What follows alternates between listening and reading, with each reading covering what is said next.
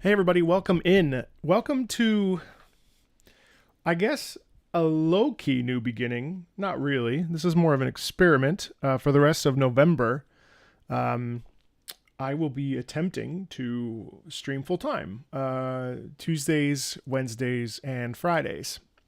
The beginning portion of Tuesdays and Wednesdays are really going to be mostly just chatting, looking at music, looking at coming up with content ideas, things like that. Very, very low key. Whereas the rest of the day will be about filming videos and doing a bunch of different things. So I'm really excited about it. Hey everybody. Hold on one second. I have to make this much bigger. Hello, hello. I'll put you right there. Yeah, so this is going to be really about, I'm planning a lot of interesting things for the end of the year in terms of really thinking about game of the year. And really this is a time for you and I to come together and talk about video game music and listen to, a bunch of random stuff. It's very loose. But I figured I would take this opportunity to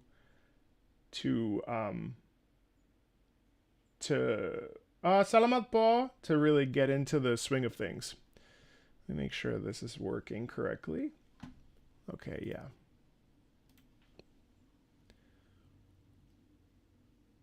All right. Perfect.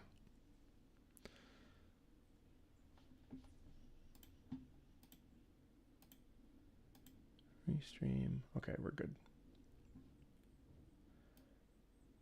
Hi, Singapore.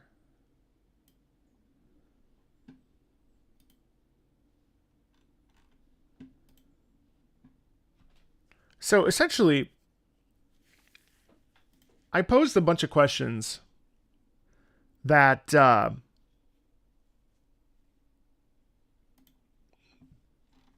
asked over on BlueSky, mostly about, well, music. And I figured I would answer some of them. Hi, Emily. Hey, Rico.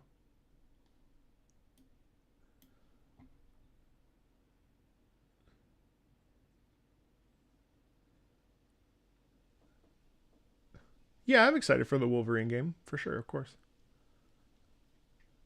Hey, Yellow, how you doing? Um, so some of the questions were really interesting, and I wanted to dive into them pretty hard. Uh, what's up, Assassin? So the first one that I found really interesting was my opinion on the importance of music in games and whether or not developers should treat it with the same priority and care as other aspects of game development. Has it become more important than the gameplay itself? And then the follow-up question is, or even more important than graphics? And I think that that's a really interesting question because I find that historically it feels like video game development, like, I think we recognize the importance and value of music and how we recognize that video game music is an inherently important part of the of the listening process. And like a good video game must have good music. And it's interesting when a game deviates from that and it has okay music. So, for instance, Chili, you mentioned you're really loving Dragon Age so far, and I like Dragon Age just fine.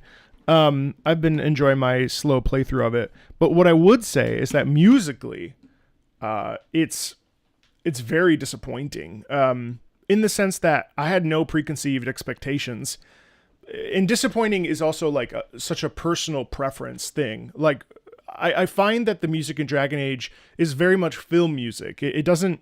And I think that there's two schools of the way that we approach music in games. We can approach it with with a sense of melody, which is what we would see traditionally in a lot of Japanese games, or we can approach it with from like a very film music scoring, which is not in itself inherently bad. Film scoring is a perfectly fine way to do things. But for instance, recently we watched a movie with Nicolas Cage. I can't remember the name now, but essentially he gets a glimpse of what his life could have been like had he been with this other partner and had he not hopped on this flight to London. And he gets a period of time where he's a Scrooge kind of character, and he learns how to navigate, with kindness. And the music in that score was really emotional. And so what was interesting is that the music that would occur at these big emotional beats and these big emotional moments actually guided the user, the watcher, the viewer, to experience that music along with the emotion that was trying to be represented on stage or in the film. And one of the things that I find with, broadly speaking, with music in movies these days, and certainly the Hans Zimmerian style per se. Now, I do think that Interstellar is a really fantastic score, but, and Dune has the main theme that's really, really good. But I find that this music ends up being sort of amorphous, and it doesn't really lock us into like an emotional state per se. It feels very much in the background.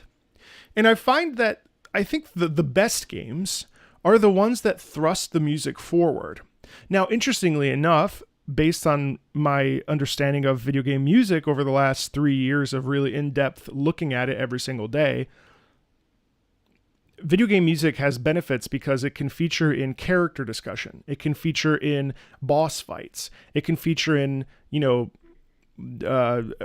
we're in a city, there's an ambiance or a sense of like what the sound should be. And it's an interesting and delicate balance between being there and stealing. And I think that video game music is really important at helping us tell a story. And the other thing too is if you look at the John Williams scores, John Williams does a great job of connecting us to the drama of the movie and dialing it up so that it's easier to like cross the lip of the stage, to cross that TV screen, so that we more intensely connect emotionally with the experience of the storytelling.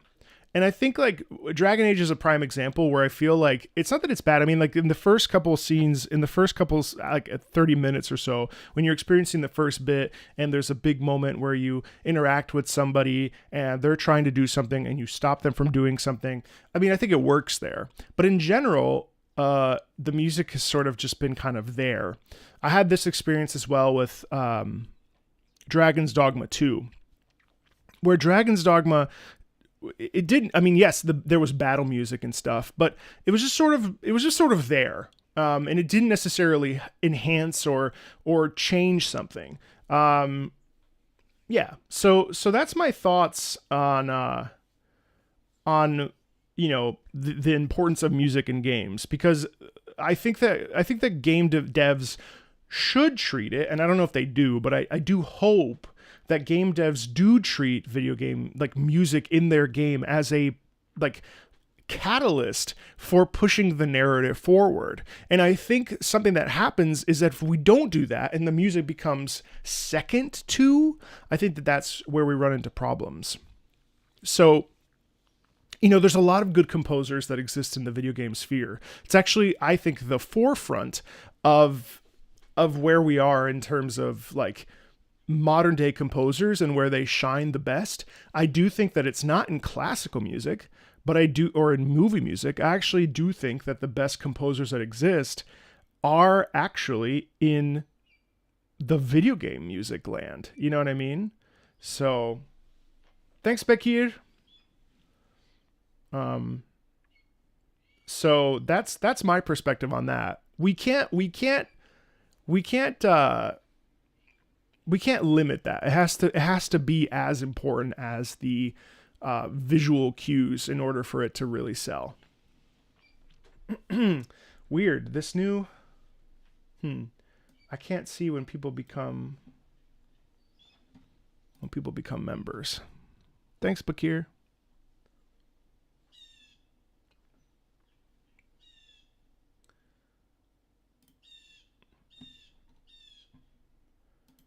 We'll do recommendations later on around 2:00. So, and if you have questions, I'm happy to answer those questions now. This is like a real, like, sort of loose. I have like a loose schedule for us, but if you have like questions, I have my own sort of thoughts, things I want to work on with you. But I figured I would just. Good morning. Yeah, it is early. Another question was, variations on a theme is a pretty common thing in both classical and video game music. Let me just bring that up. Hello. Variations on a theme is a pretty common thing in both classical and video game music, but I have a suspicion that the way it's employed in each is a bit different. If they are, maybe it would be interesting to talk about why they're different.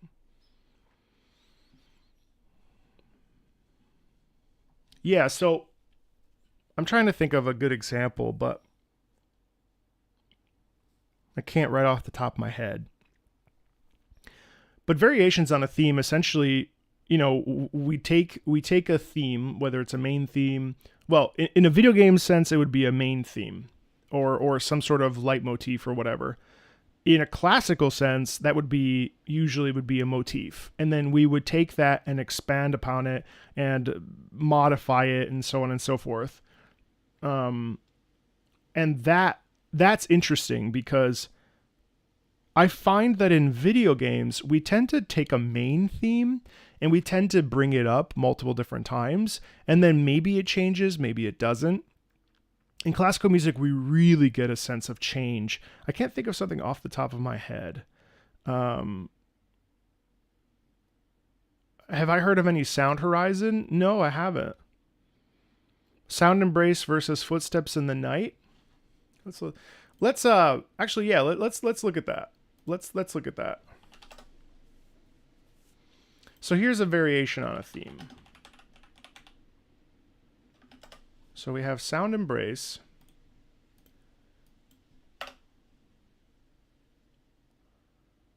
No, I haven't watched that trailer. We could definitely do that. Footsteps in the Night Sky.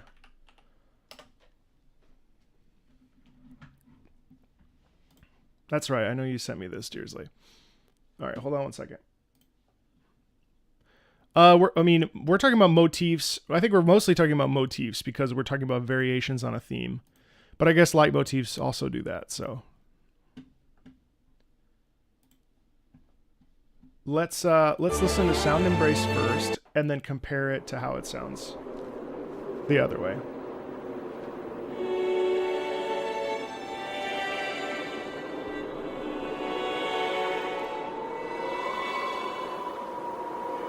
If you've never heard this song, the song is incredible.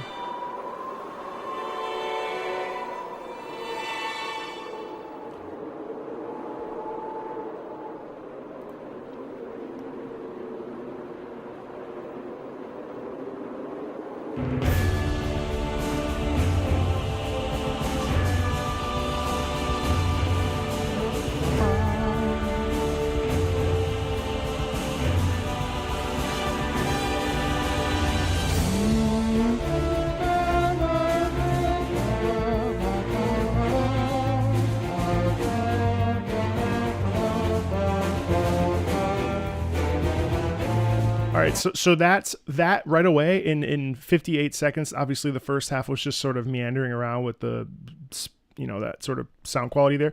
But what we can pick up on right away is the main theme is ba ba ba ba ba ba ba ba ba ba ba ba ba ba ba ba ba ba. Right. So that's the motif. Let me just listen a little bit further.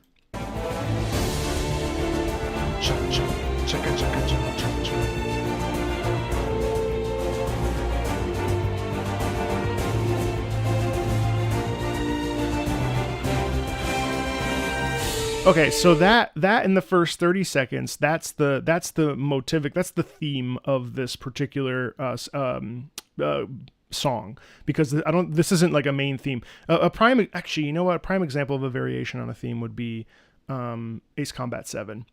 We can look at that too. Now let's go to the other track, and let's listen to how that variation changes. Right away. Ba ba da da.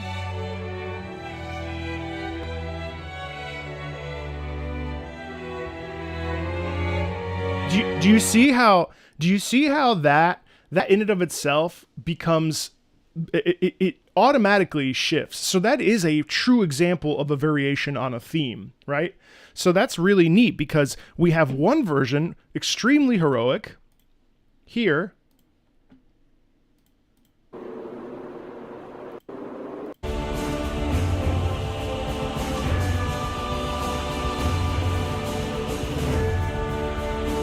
right? Slow, drawn out. It feels very heroic. And then we go into it with the horns. Ba, ba, ba, ba, ba, ba, ba, ba, ba, ba, ba. Right? So then listen to how we get it right here too, right away. With the strings this time. Instantly.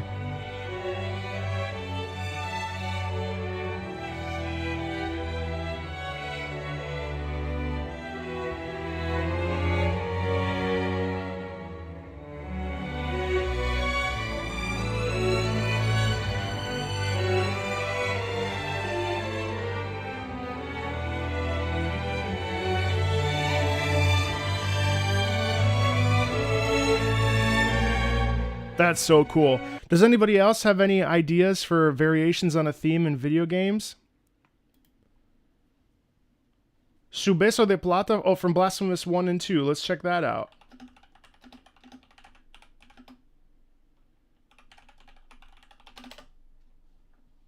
So this is Su Beso de Plata from Blasphemous.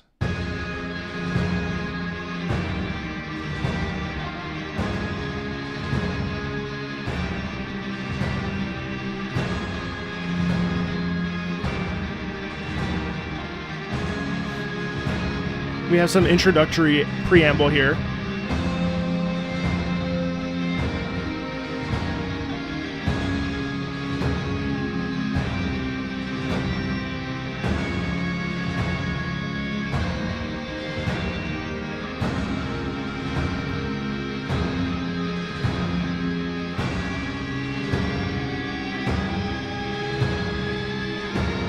This is the build-up, though. Here's all the build-up into this.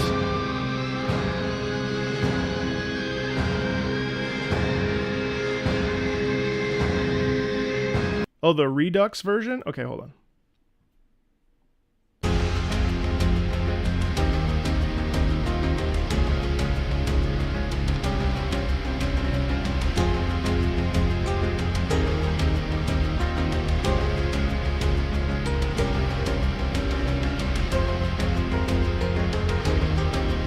God, the Blasphemous soundtrack is so gorgeous.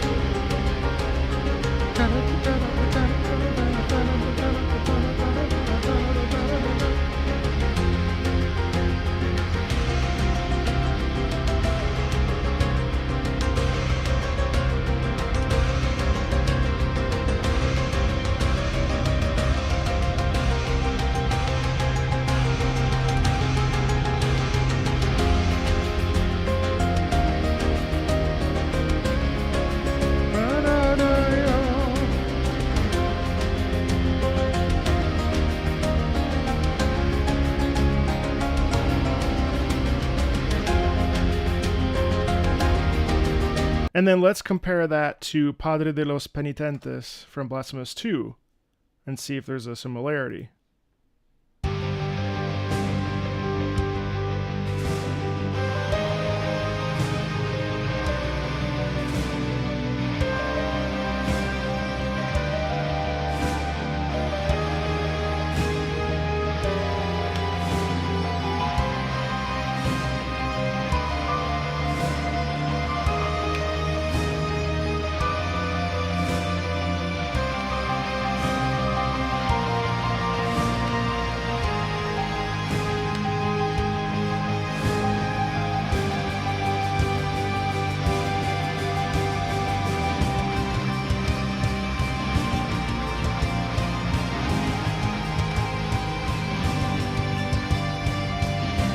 So while they're not the same right now, the emotional impetus is actually similar. There's a real sense of like being backed into a corner and stuff. You know what I mean? Let me just fast forward here because it looks like it's near the middle end here.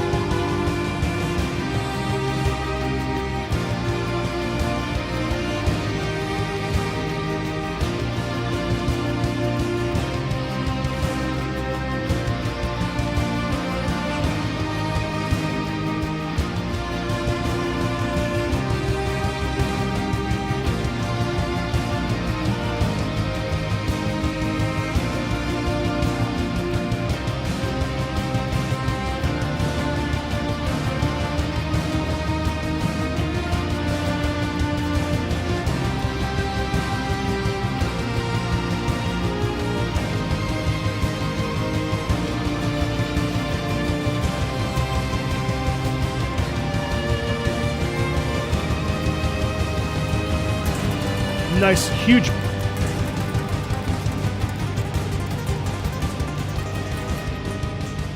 I didn't really hear the motif in there. Well, it doesn't matter. I mean, that was a really fun song, though. I mean, Padre de los Penitentes. I mean, like, Blasphemous has such a good soundtrack that it doesn't really matter if it's fully in line with what we're talking about. But there is a degree of similarity emotionally in that. What are some other examples of variations on a theme that change quite a bit? The motives are similar in terms of the emotional motive. Yes, in Subeso de Plata Redux, yes, that makes sense because it's like the same song but modified, so that would make sense.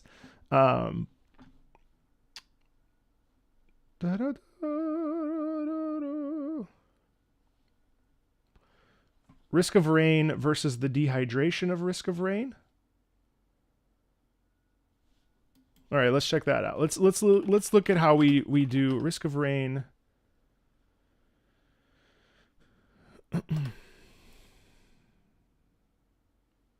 Risk of Rain, dehydration. All right, so let's listen to Risk of Rain first.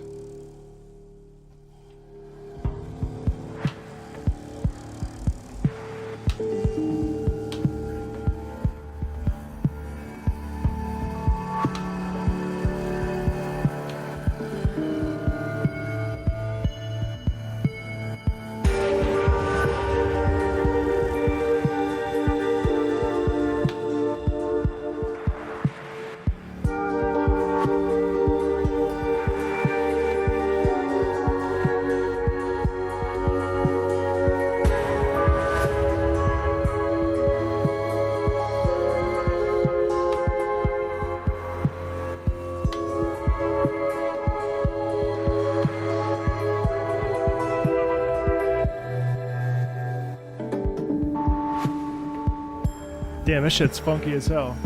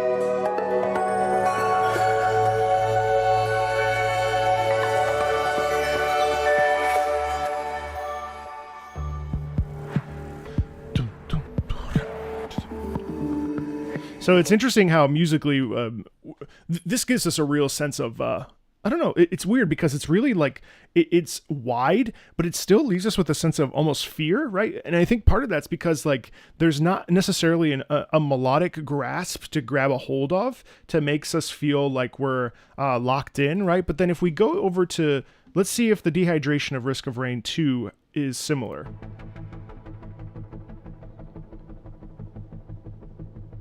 This might not be a good comparison either.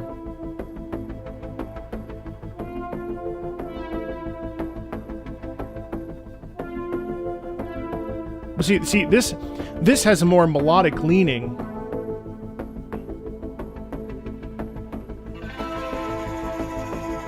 So this is already slightly different, but it's a similar structure, but it's not a variation on a theme per se, I don't think.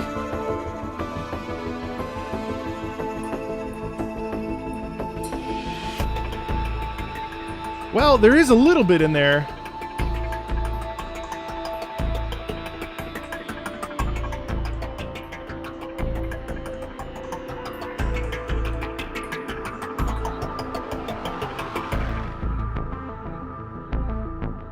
Well, that was in the first one, I think.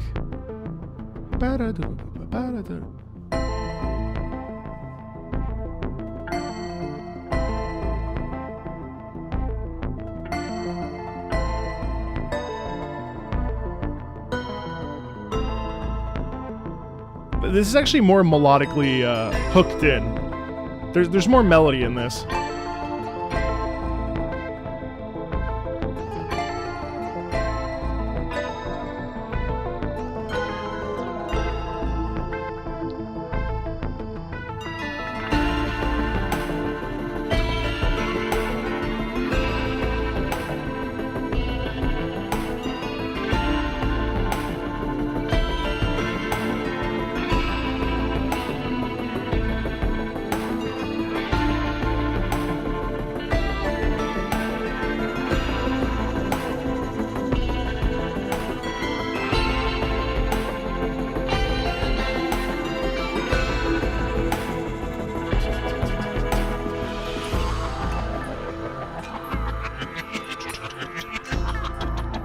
What's incredible about the Risk of Rain soundtrack is that it's experimental, and it really is like so interesting how it pushes the boundary between like late 1980s into 1990s music, but also adds sound effects that allow it to be totally different than that. It's a real evolution of that, you know? You just fast forward a little bit.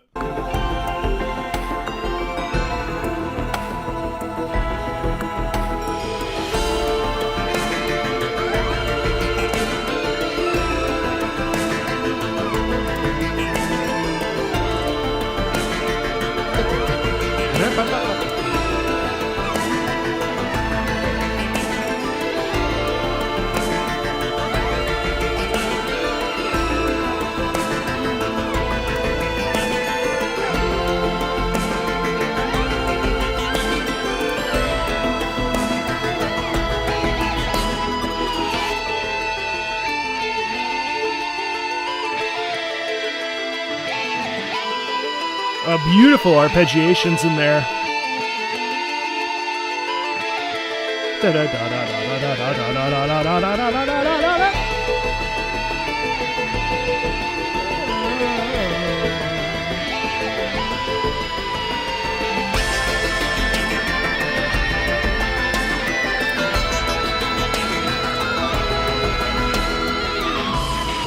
Oh, man. So, is that a variation on a theme from this one? No.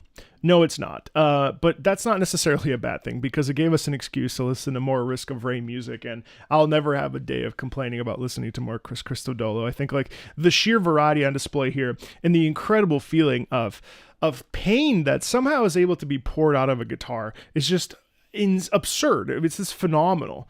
It's just phenomenal what Chris is able to do musically, and very satisfying at that. There's so much. So what's another variation on a theme? And actually, yeah, it's a great point. I actually saw this in the comments earlier, but if we look at Battlefield's OST, let's compare, Battlefield 1 to say Battlefield 1942. I'm not sure that these two will be too different, but they're two of my favorites, so an excuse to listen to them is worth it.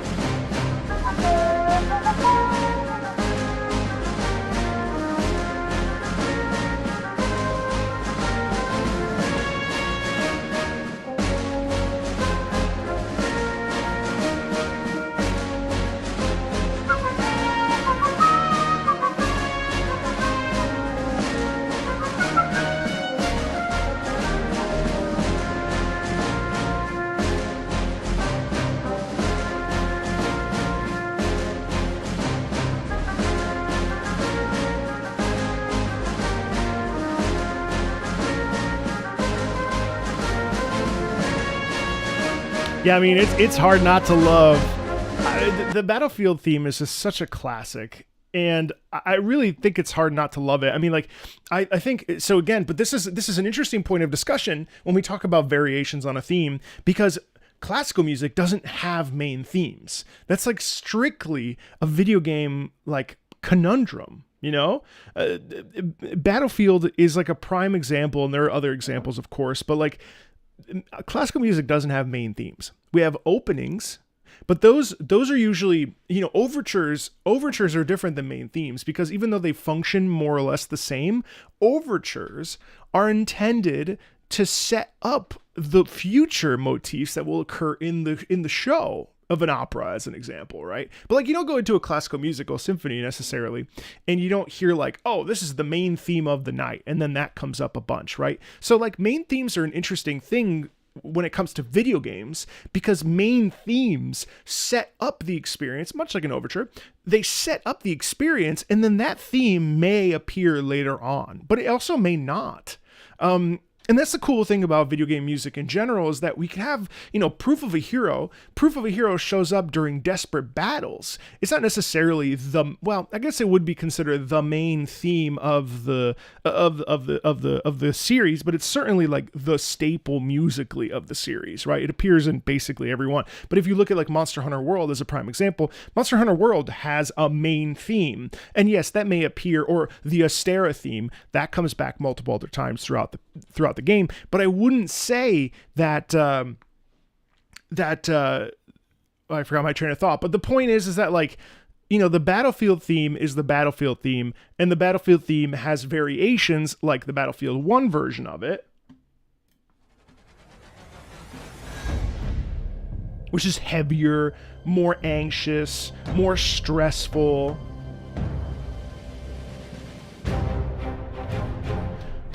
But you hear how this variation on that has stronger horns, more emphatic, bigger.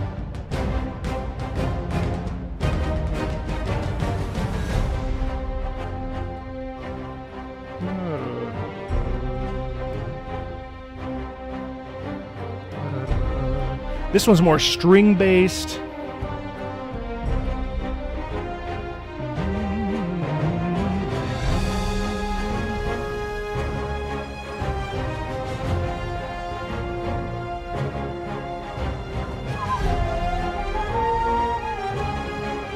You feel how the strings are way different than in the previous one? And all of these, I mean, like, you know, we could sit here and do a ranking of all of the Battlefield themes. In fact, that's something that will be really fun to do. And I'll probably do that in the next couple months because I love Battlefield and I love the Battlefield themes very much. Other variations on a theme would be something like, sure, Mega Man 02 credits, Awakening Will is a variation on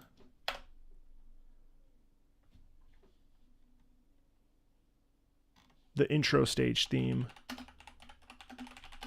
Awakening, Mega Man. Hold on. Intro stage theme, Departure.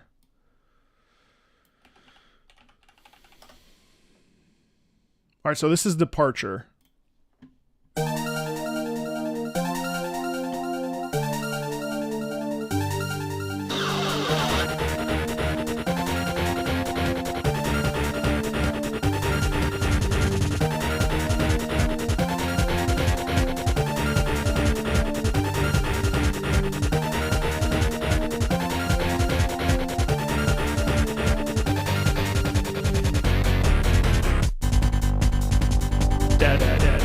That's the motif right there, right? That's the main thrust.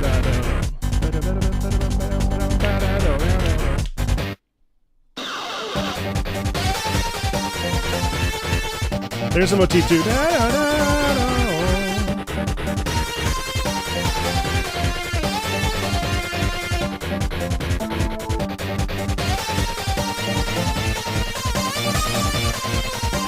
So interesting how they tried to go for an electric guitar sound.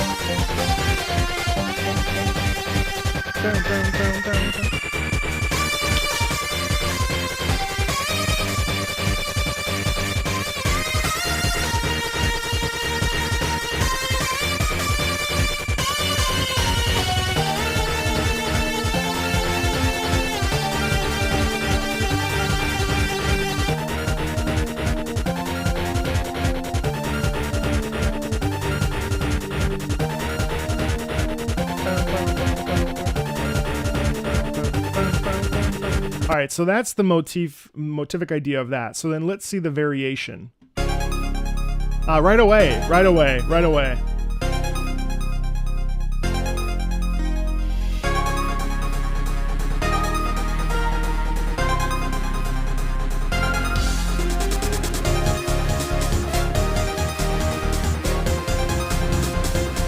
Yeah, you hear it right off the bat.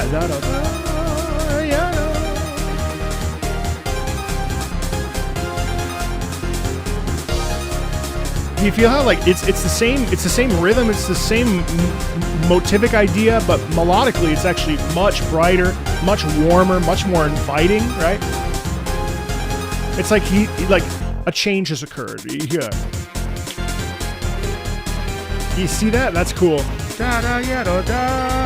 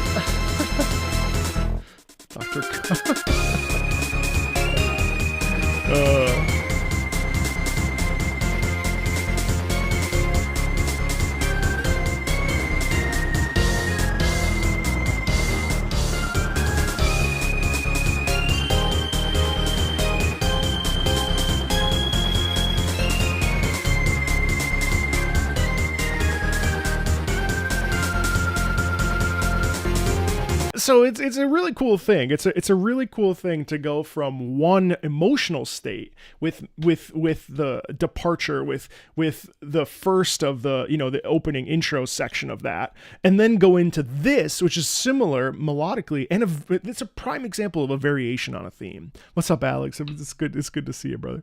The last one I wanted to check out was actually from World of Goo, which I feel like doesn't get any sort of acknowledgement in the video game world. And I'm curious about this because it's called Screamer, and both versions are titled Screamer, but one is from World of Goo and one's from World of Goo 2. Let's compare and contrast these two, shall we?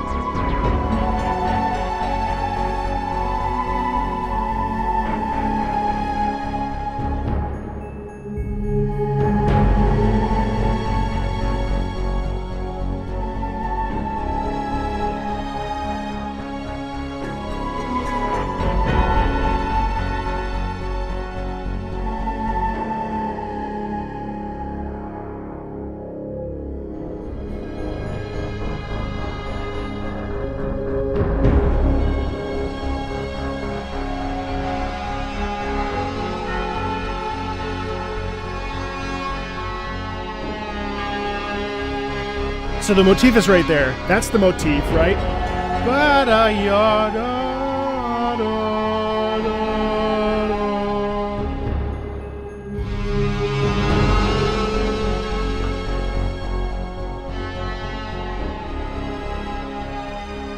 So then how do we take something from 2008 World of Goo and then transform it into 2024?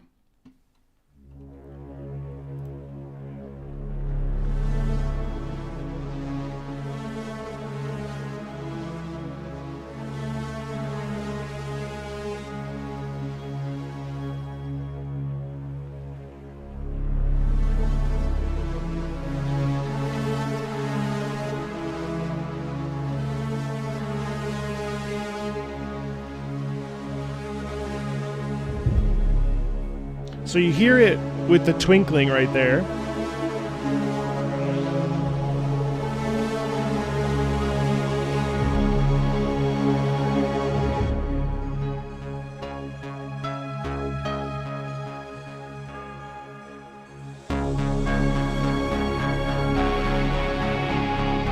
Right there, instantly.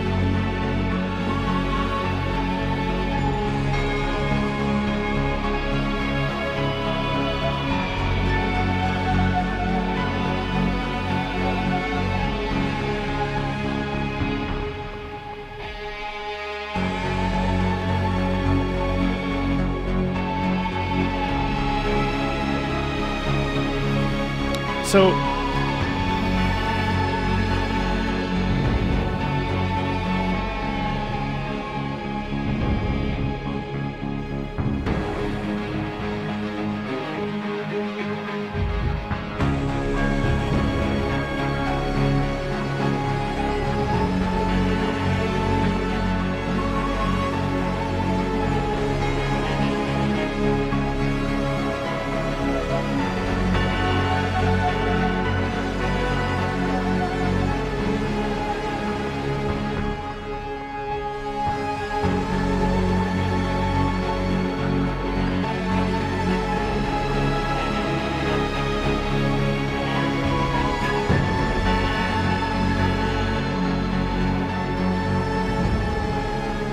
yeah, so it's interesting because is it truly a variation on a theme? I mean, theoretically, yes, but it's the same motivic ideas. But what really is interesting about the difference from World of Goo 1 to World of Goo 2, as an example, is the fact that it's more fleshed out.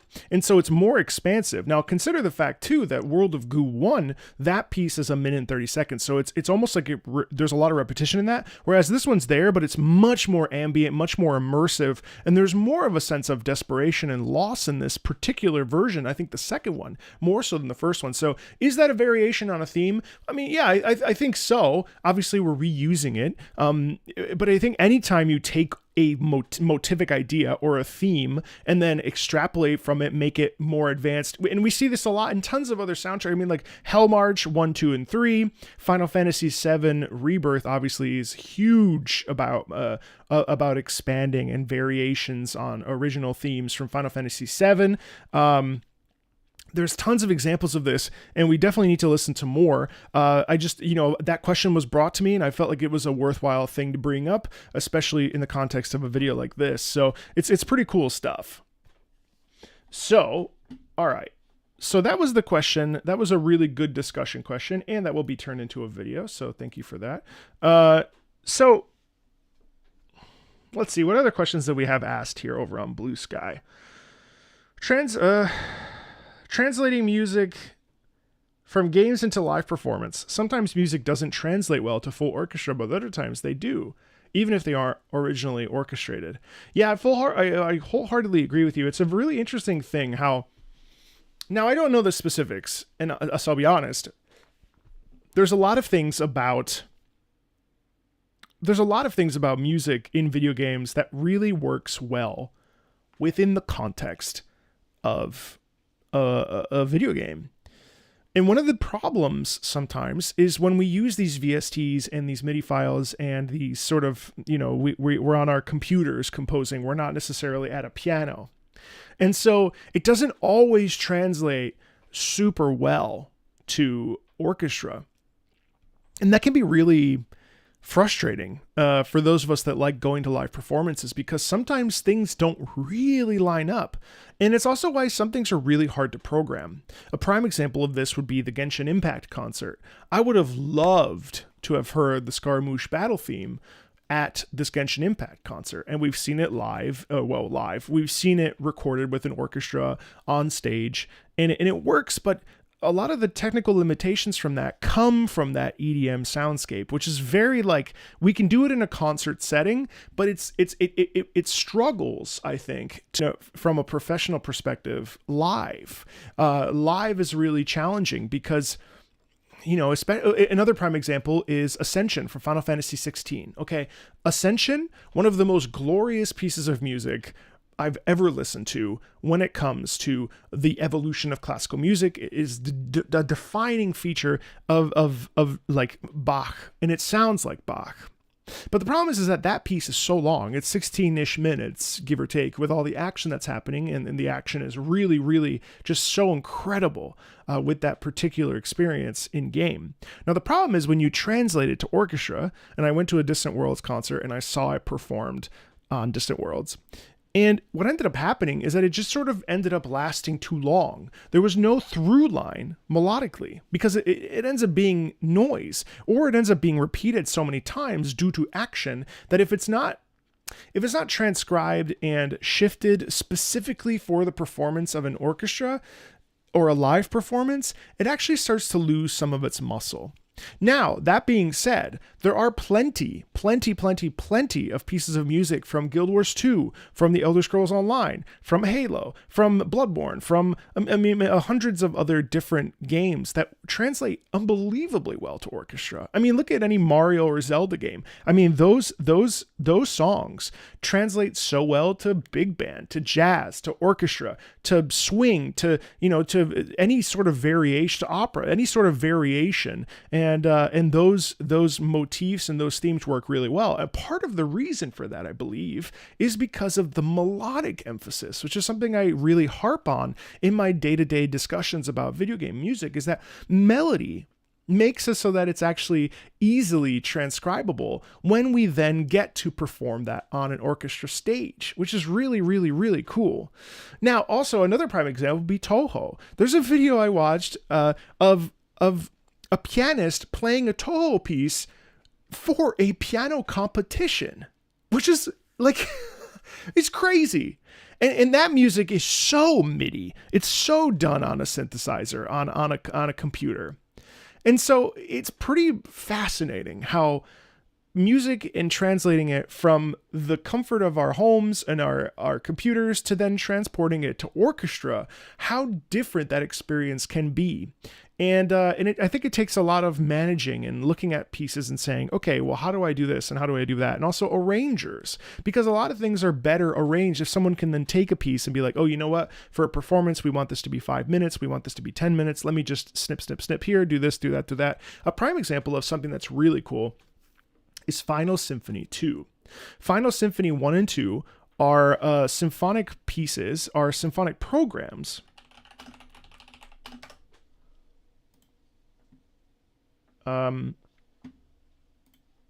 are symphonic programs that take the music from Final Fantasy and they transform them. They transform them into these beautiful piano concertos, these tone poems. Final Symphony is a concert series officially licensed by Square Enix, featuring symphonic music from the video games of Final Fantasy 6, 7, and 10, and now they do 9, 13.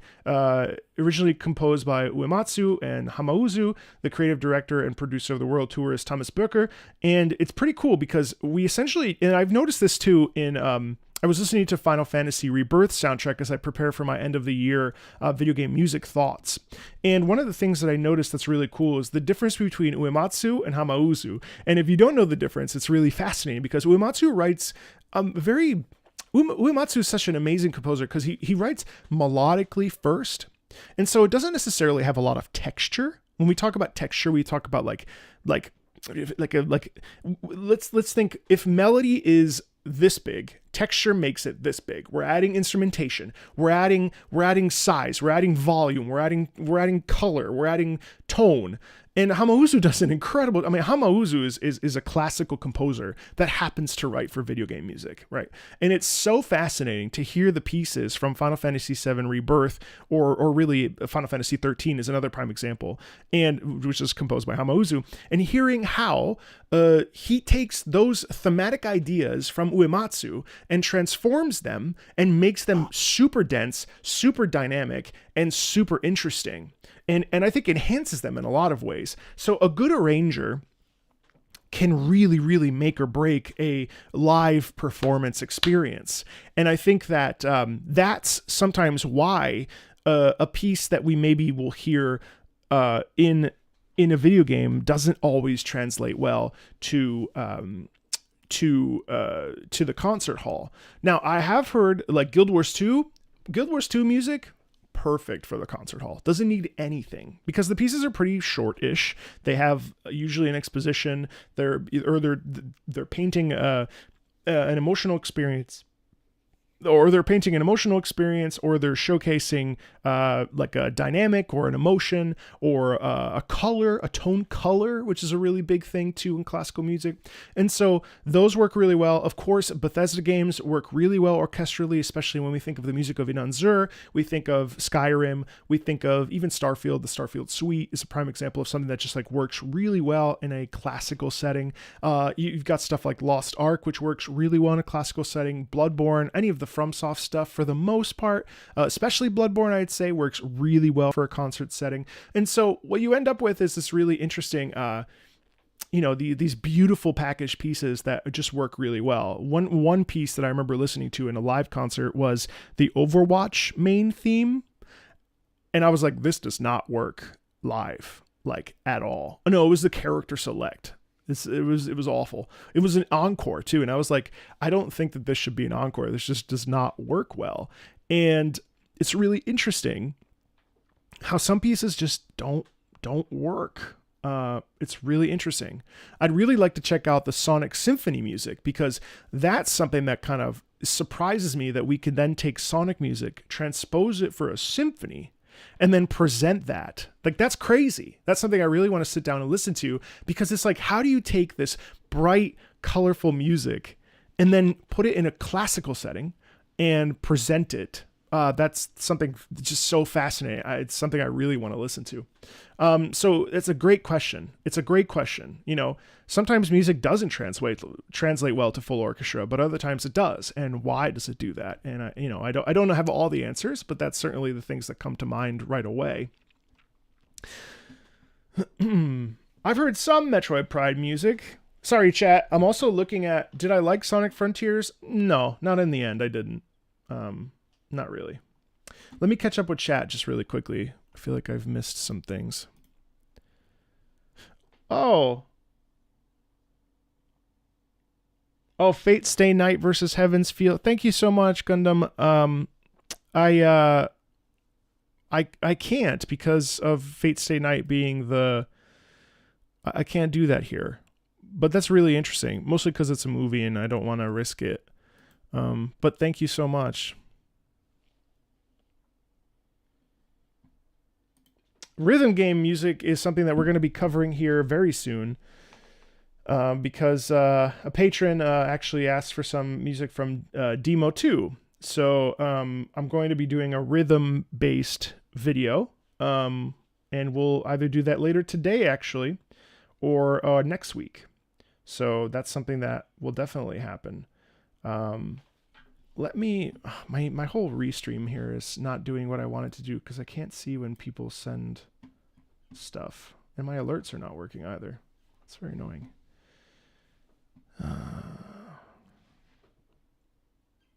Hold on one second. Might just have to...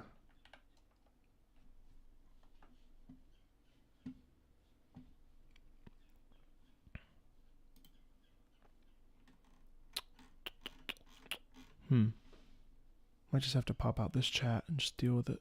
That's very annoying. Pop out chat.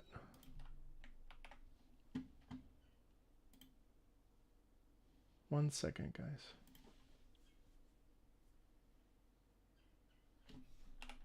Twitch.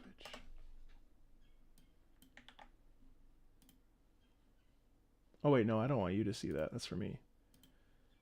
Sorry. Sorry.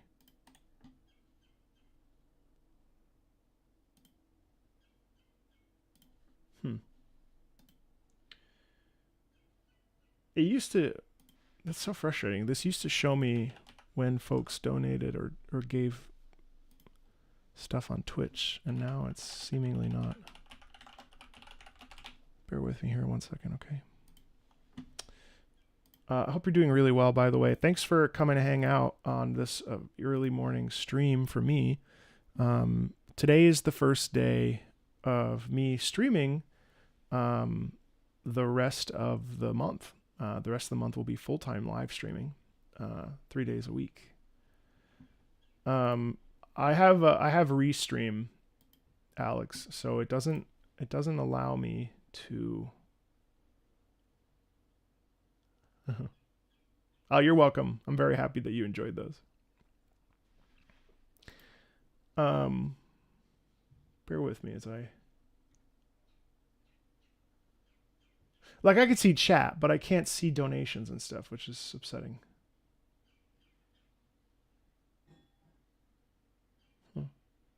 Okay, yeah, I'm going to have to figure this out.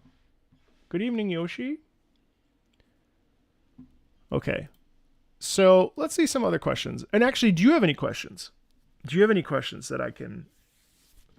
A lot of these will be turned into shorts or turned into videos. We're really doing a push in a new direction of Marco Meatball. So, have I listened to Destiny from Black Myth Wukong? Almost assuredly.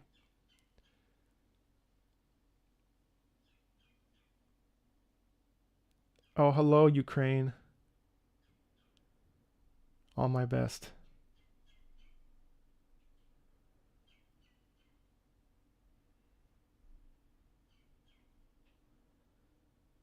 You know what I could do?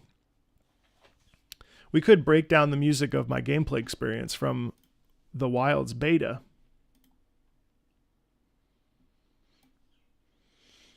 Hey, Gundam. What are your thoughts on fan-made remixes of some music? I think fan-made remixes are incredible. Who wouldn't want those? They're amazing. I mean, like, fan-made remixes, different things like that. I mean, like, this is the beauty of possibility, you know? There's so many options for us when it comes to expressing ourselves and expressing music and expressing delight towards something that we really love. It's amazing. you know? Fan-made remixes are really important. I don't put them on the channel because they can be risky, because, you know, that's someone's hard work, and maybe it's the same thing as like someone reacting to someone else's YouTube videos, and then I don't know, it's a little bit tricky. What do I think about video game music most likely being the first domain to be invaded by AI produced music? It's hard. It's a delicate balance. I think AI music is the worst thing that could ever happen. I mean, like, AI images are already bad enough, but AI music is especially bad. And what sucks is that it's tricky to find. It's tricky to hear. I was listening to some shamisen rock music about 2 months ago, and I was like, holy shit, who wrote this? This is insane. It was an AI. No idea. It's terrible. It's really, really terrible.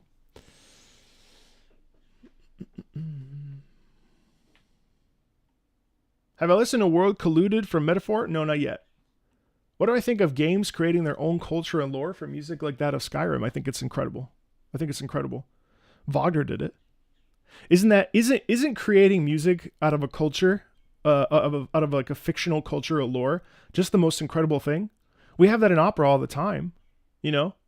Wagner literally created an entire world. You know, it's no different than Tolkien. It's really impressive.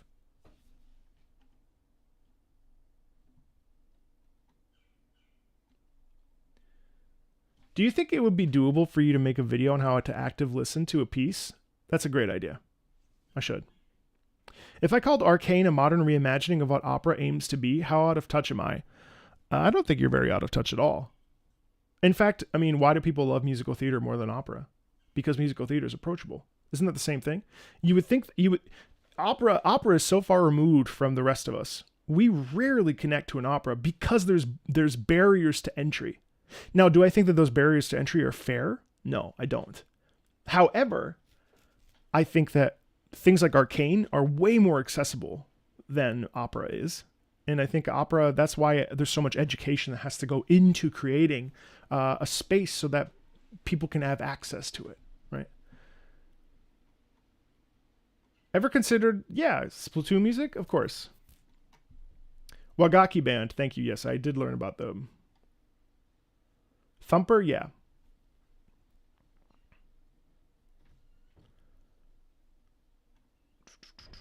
How would you approach a video on dynamic layered music? Like how Nier layers multiple tracks onto each other depending on context? This is a great question. And I'm noticing a trend, at least in Japanese studios, well, certainly in Final Fantasy Rebirth, of combining, mixing, and extrapolating music for 3 different outcomes and 3 different scenarios. That's a really good question, Syrant. And I don't know how I would do that, but that's very interesting. I think seeing a video on remastered music would be interesting. Yeah.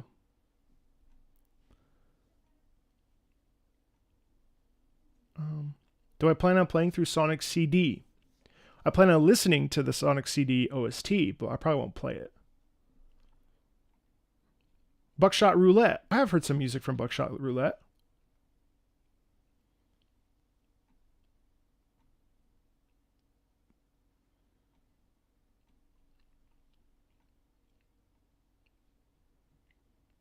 When you say dynamic music, because that's one of the questions that came up, what do you mean?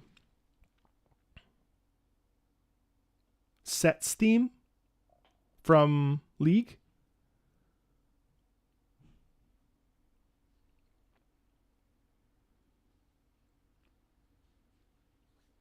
I will upload that video for Obadiah, yeah.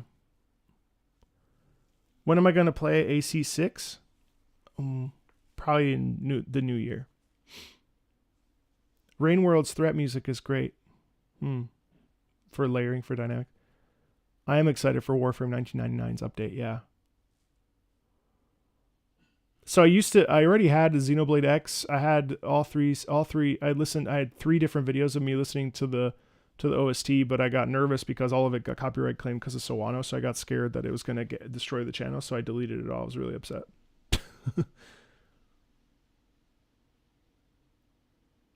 I'm planning on doing OST reaction thingies for all major franchises at this point. Thanks, Teo.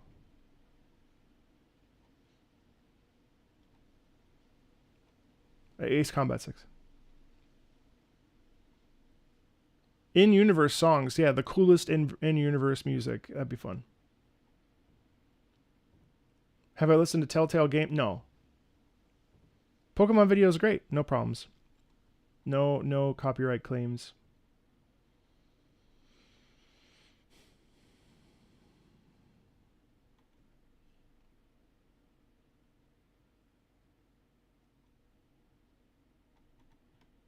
Claims apply a new layer. I see.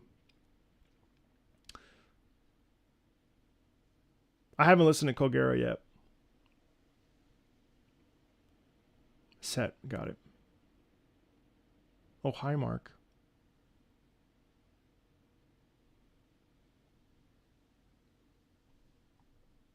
Freedom Planet. Okay, so let's look at, let's see. I mean, so dynamic music is really incredible. Maybe we do that. Let's do it. All right. Drop some dynamic music in here. Let's take a listen. Let's do it. Let's make a video about dynamic music. I'll write some stuff down. Let's film a video. I'll try to keep up.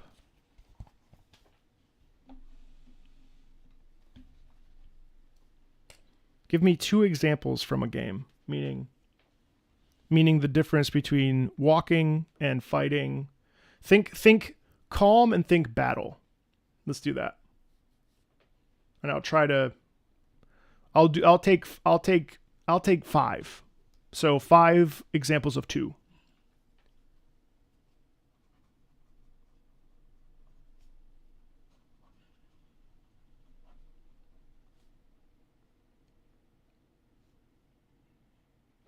I do love Dicey Dungeons, but I would need the other ones, Eddie. I need 2.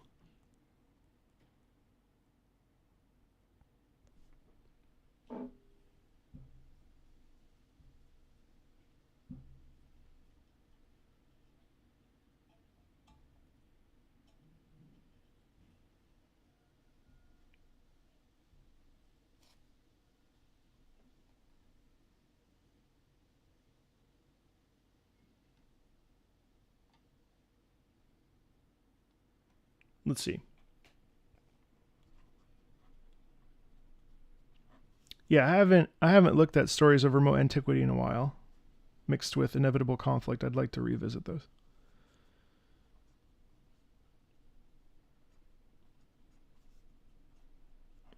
So we'll do Ablaze from Fire Emblem. We'll do Stories of Remote Antiquity and Inevitable Conflict. Let's see.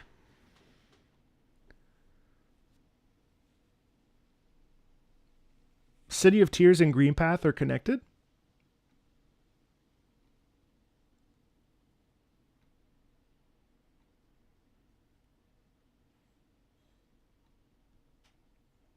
No, name them here. No, I need the song titles. Yeah, Mark, I'm asking for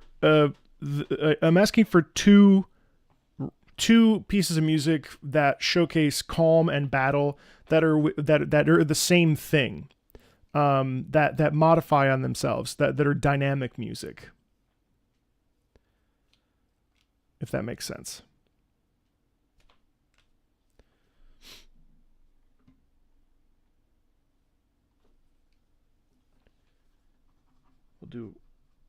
I'll do Rain World, Waterfront Facility. Obviously I can't do everybody. That's just the nature of these. Garbage, Wastes, Threat. You saw Carmen, Joey? Oh man, that's great. That's fantastic. Thank you for telling me. Yeah, music that changes from calm to chaotic. I'd like to throw in one of mine, Final Fantasy VII Rebirth. I've been listening to that a lot. Final FF7 Rebirth. I need to find it. I'll find it later, but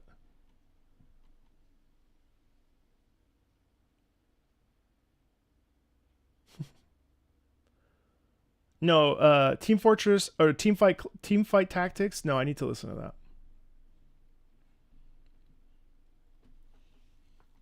Okay.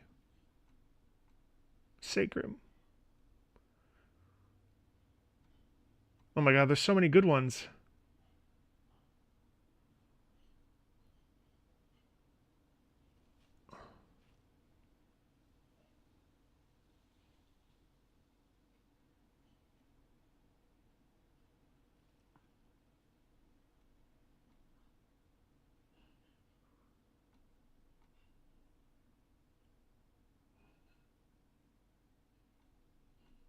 That's okay. You don't have to think of anything.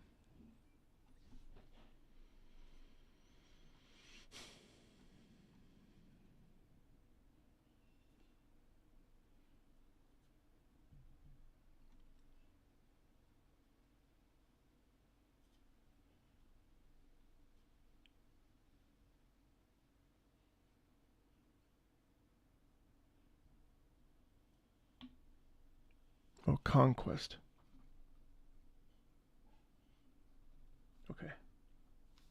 All right. 1, 2, 3, 4. Let me do 2 more.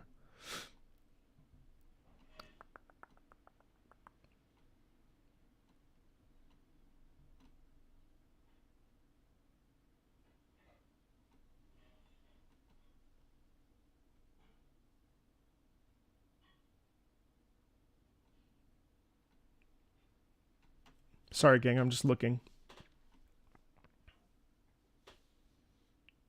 Yeah, I mean, a song that's normally instrumental that becomes lyric, that's exactly what I'm looking for when it comes to dynamic music. Rules of Nature. I haven't touched MGR in a while, so I'd like to take a peek at that. That also happens with Sonic Frontiers. Actually, no, not really.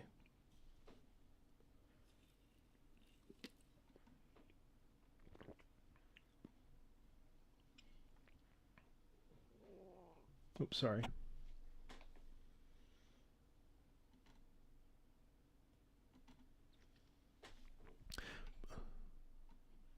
Is Kogera? Well, I guess that's dynamic, isn't it? Well, no, not really.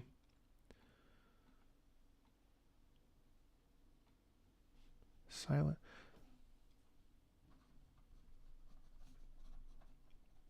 We'll do some exploration here in a second. Same track and battle. Why is my fucking camera being weird?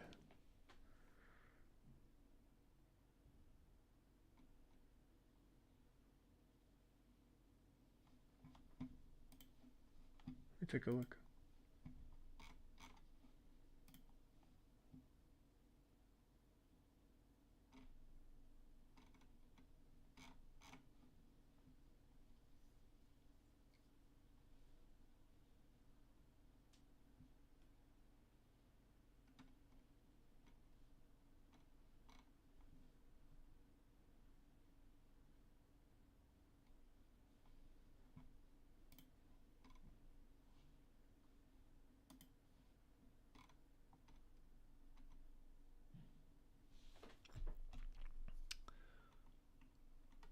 I'm just reading your comments. Sorry, I know I'm like silent, but I'm just trying to figure this out. A lot of Stellar Blade songs do it. I've been listening to the soundtrack.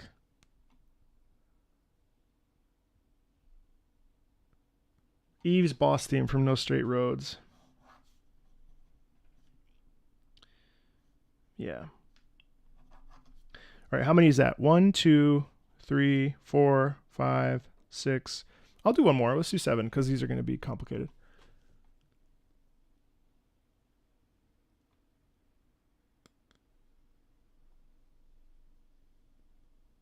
This will be for YouTube, yeah.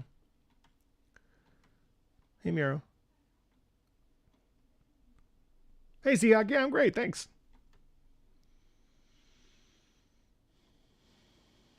That's true. Wildfire does change, but I'm already doing inevitable conflict, so I don't want to do two.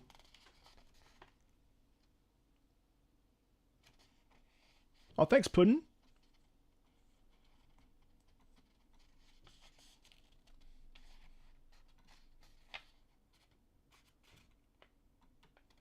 That's true. I'm good, Sketchy. How you doing?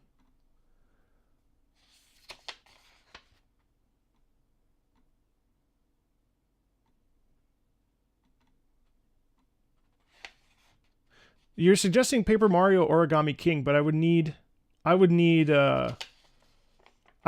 like the song name.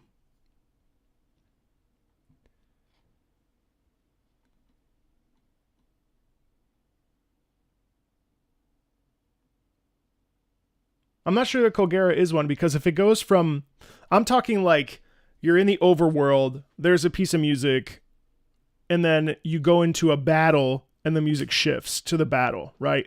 Or you're in a conflict, you have it one way, and then something happens, and then there's a new. That's what I mean. But when I'm talking about dynamic music, that's what I'm saying. So like, think Stellar Blade if you ever played it. Whenever you go into the there's a well, it doesn't. Well, yeah, technically it is dynamic. When you go from you're listening to the battle.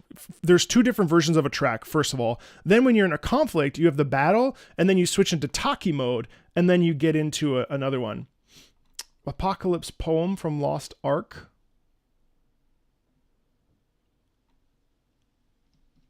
Okay. I'm looking for something. What?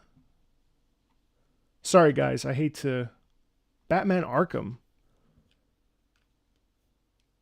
See, that's an example of dynamic music, but I would need a title. Oh, wait. Is Origami King? Oh, that's the title.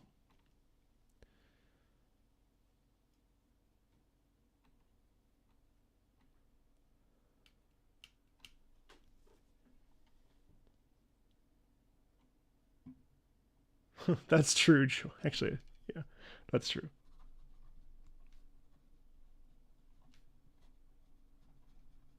All right, I'll do one more.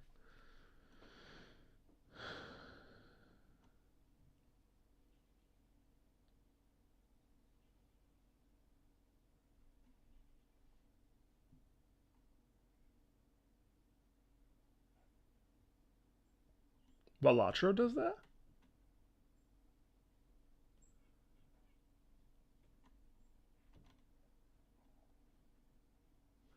Oh, there's a super chat. I don't know why I can't see him. Any life lesson for teenagers for a career? Yeah. Oh my gosh, thank you. You didn't have to send a super chat to ask that. Life lessons for teenagers.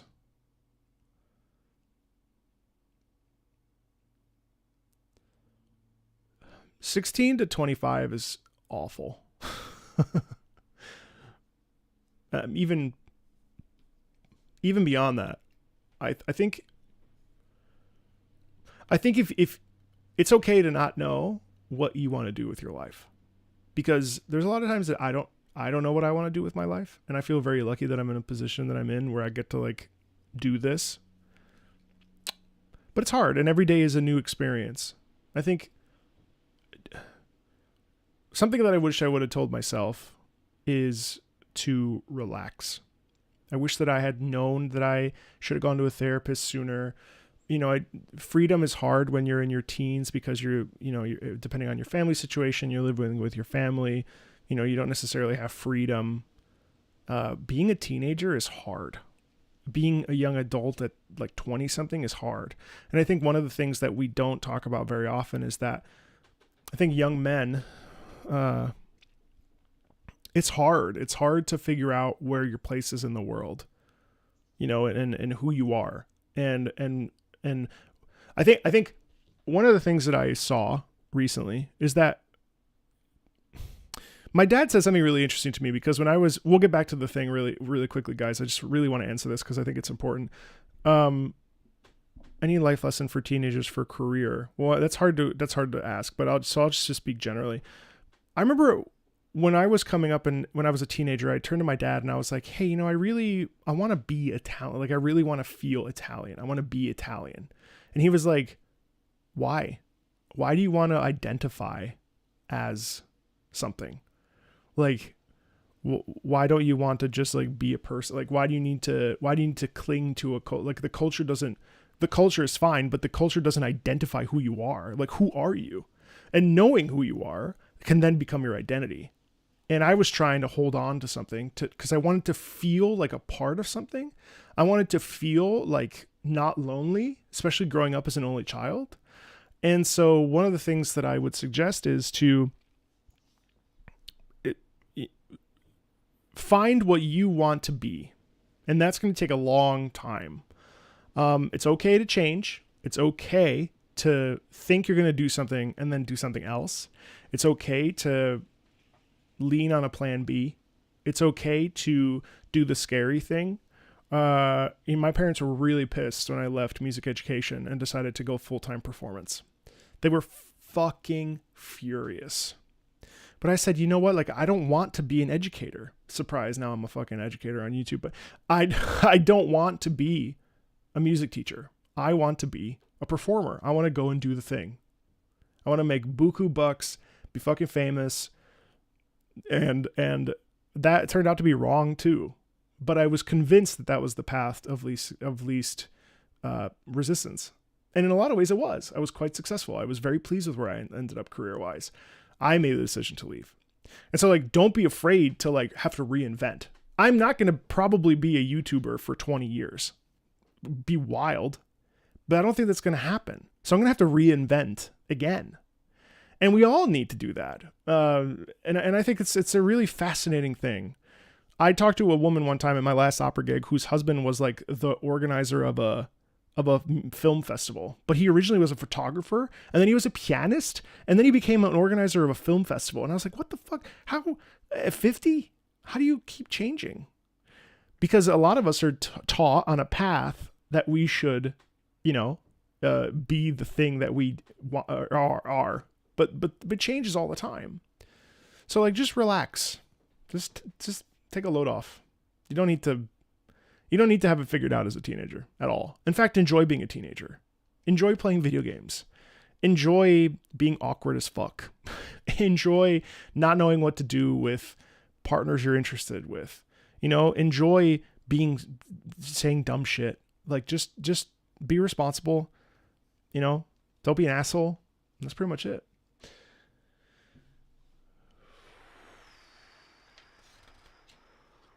Okay.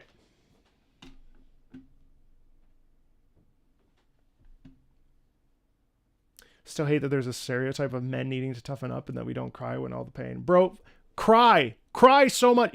When my dad was dying, I would cry in front of him and my mom would be like, don't cry.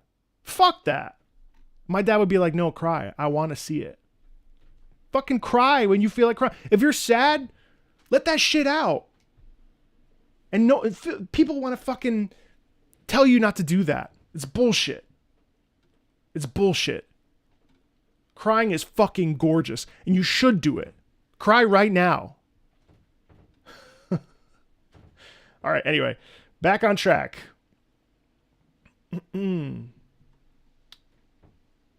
Yes, they were proud of me eventually. You're welcome, gamer. All right.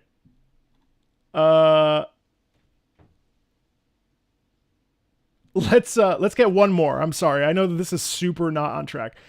All right. What do I have right now? I have Conquest, Ablaze, and Allaze from Fire Emblem something something. I have Stories of Remote Antiquity and Inevitable Conflict. I'll definitely listen to Kogera, don't worry. Beneath the Surface from Nine Souls? Yeah, fuck it. Okay, we're all set.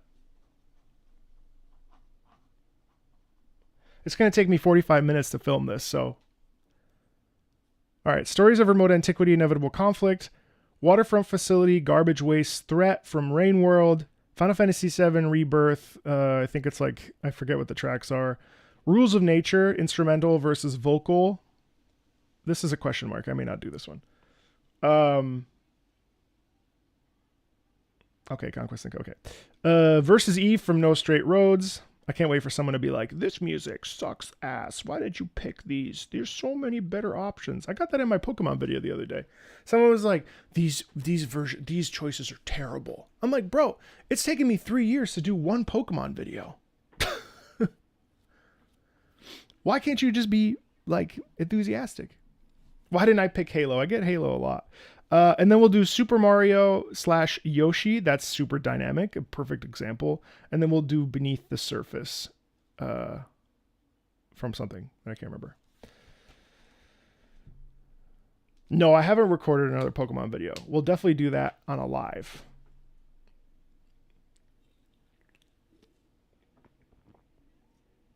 Donkey Kong would be really fun too.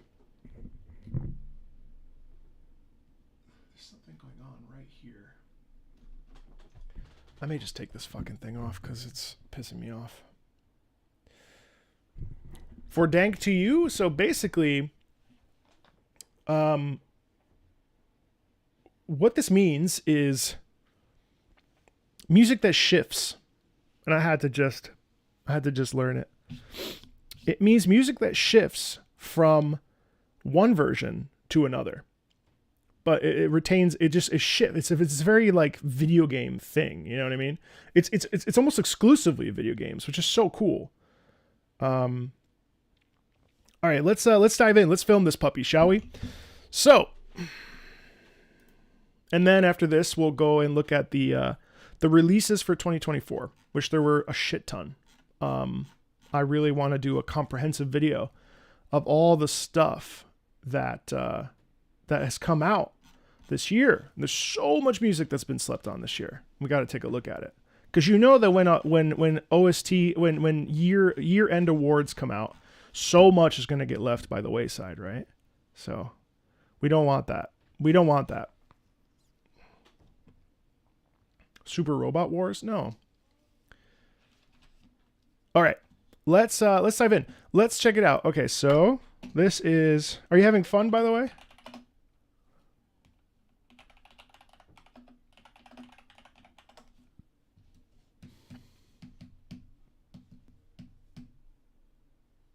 Let's see.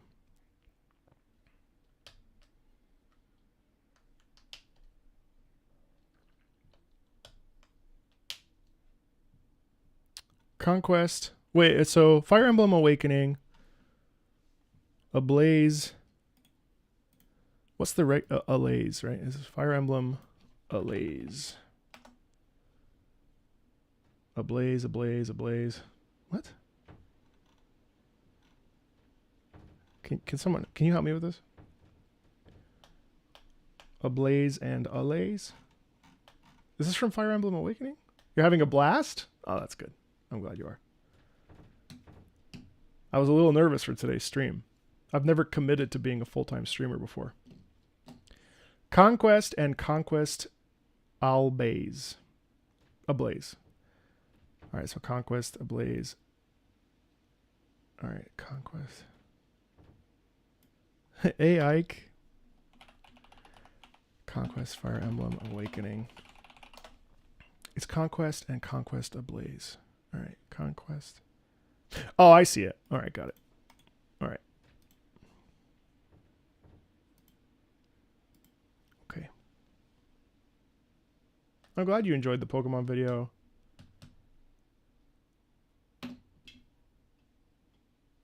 All right, here we go.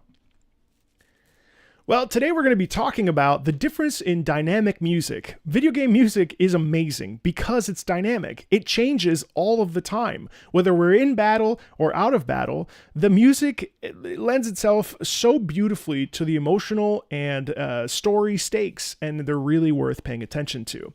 Let's dive in, shall we? We're first up going to be listening to Fire Emblem Awakening Conquest, both Conquest and Conquest Ablaze. Let's check out how those two are handled differently.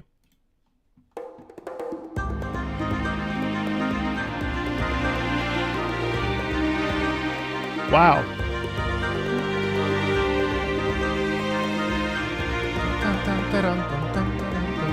I love the percussion in here, and the strings are so nice.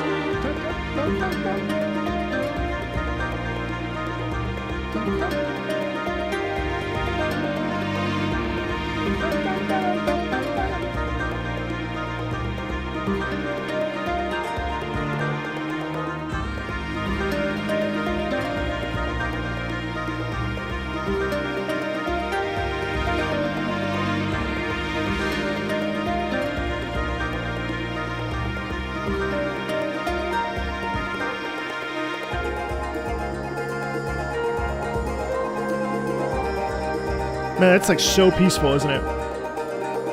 But it still moves rhythmically because you hear the subdivision, right? Arhu.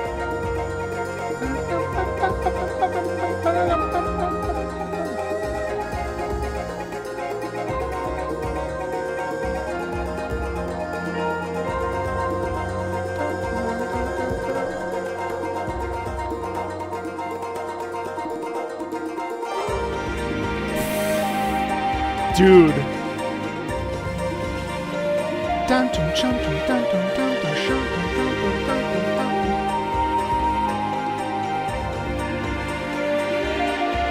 That melody is so subtle. Right there, that's a motif.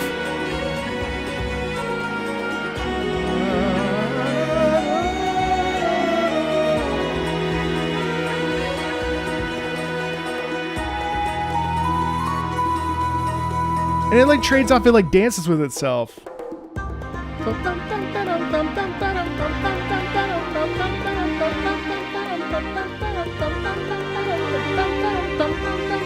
I love the clash between, well, not clash, but this rhythmic balance between the forward momentum and the beautiful lush strings, right? Super legato strings. And you get this wonderful guitar. This is terrific stuff on its own.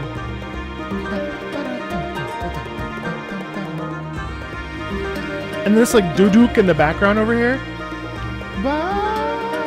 It's just sustained, you know? Oh.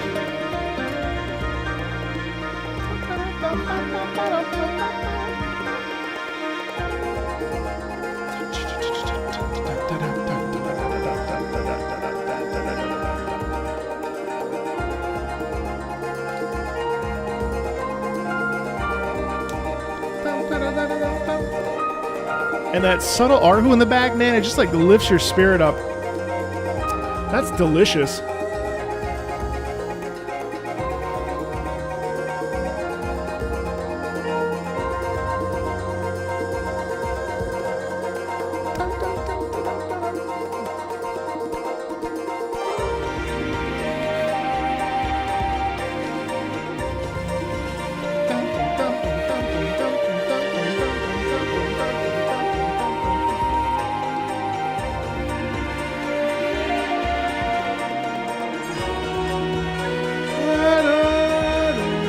And then the way that the motif comes in here, but it's not so in your face. It's actually like structured like within the musical identity of this particular piece. It's so freaking cool because they could have easily just like shot it up and made it like pop the motif in your face, but they don't do that. They do this beautiful, beautiful, beautiful like just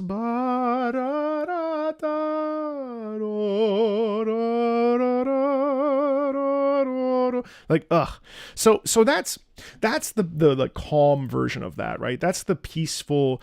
I don't know when this particularly plays, but man, it's really making me want to dive back in. I actually started Fire Emblem Awakening not too long ago on my 3DS, and it's a sumptuous piece of media. Like it's really good, and I'm not like the biggest strategy game kind of guy. Like I'm not crazy about this style of game, but it's just so interesting to experience. So let's check out Conquest Ablaze, the combat version of this. And again, the idea with dynamic music is that we're basically taking something and modifying it to be the more dramatic version of it. And that's something that really, really, really exclusively comes out of video games. And it's one of the things that make video games so incredible musically, is that we can take an idea and then go like this, and suddenly we're expanding on it in a really big way. It's really exciting. Let's check it out.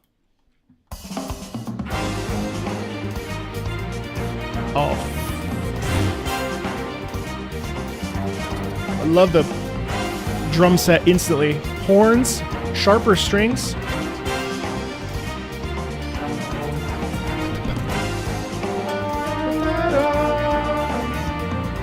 Ah, it's faster tempo. Oh man.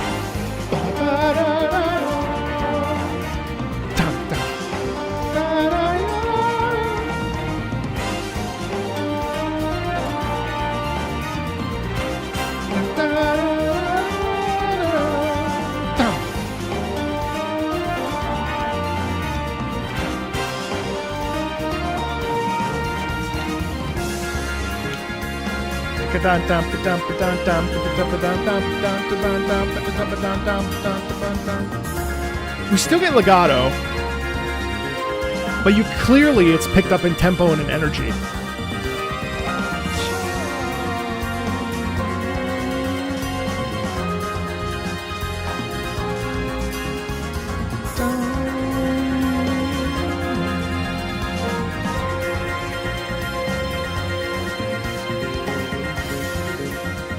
Oh, listen to that bass back there.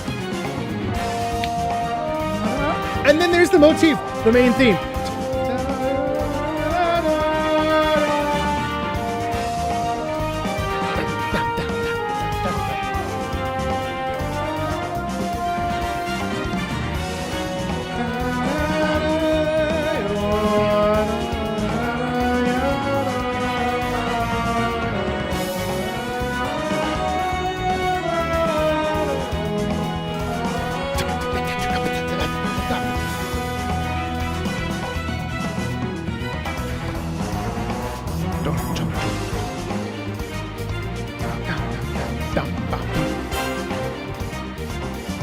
Both of these tracks loop, and the loop is so satisfying. It's so like really well thought out melodically that it's one of those loops that you don't care that it loops, because it's such a satisfying musical texture. It just like seeps into you, and you just want to listen to it more, you know? Down, down.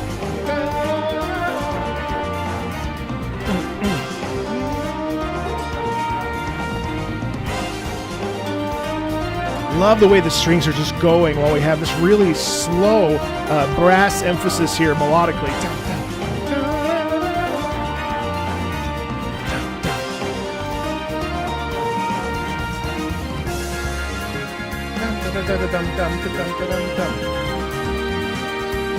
And now it switches, and now the strings are the legato ones.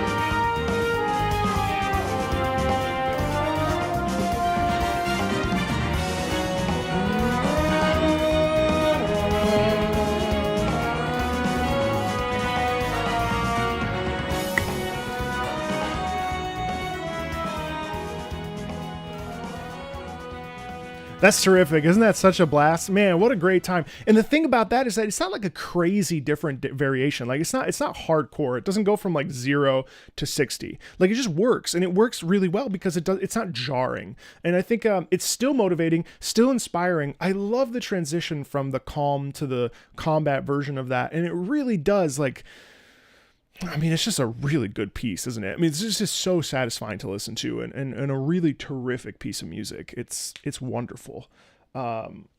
Yeah. What's up? What's up, Max Cannon Stunner? Andy, your analysis of Ascension has got me to listen to other classical music like Mussorgsky and Stravinsky. Fuck yeah. Endless Space 2, I actually like the music of Endless Space 2. Definitely would never play the game. But musically, yeah, for sure. I gotta say, this is kind of fun, guys, because what's also really cool about this is that I can actually like take a mental break in between. Well, we're not going to do Beneath the Surface for Nine Souls, so I'll definitely need one more example, just because we can't find, unless we find the non-combat track. So we'll have to revisit this. Well, Nine Souls will get more music because I really like Nine Souls music. So, all right, let's shift. Stories of Remote Antiquity. Stories of Remote Antiquity. This is from Genshin. I don't know if some of you enjoy Genshin. I know that Genshin can be a bit of some folks really detest it, but musically it's really wonderful, especially in this particular era.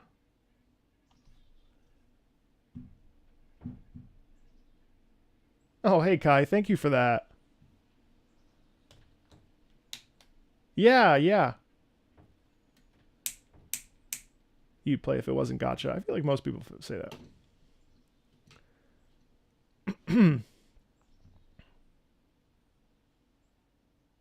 Yeah, Ike, that's dynamic music, yeah. Or music that replaces the other.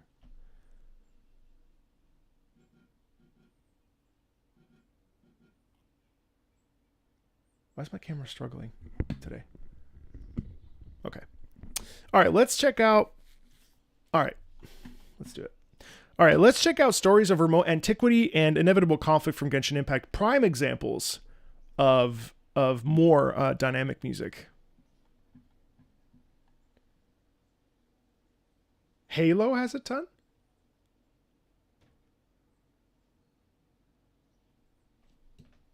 You write those down. Hey, Marina. All right, Stories of Remote Antiquity.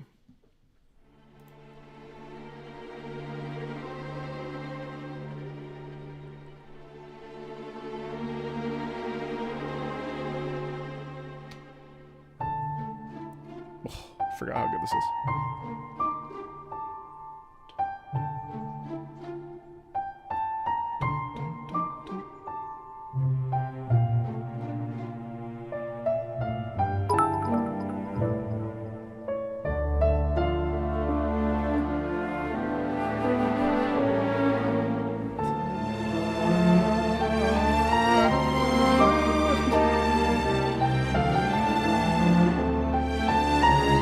I love how we start with piano and then transition to this gorgeous string.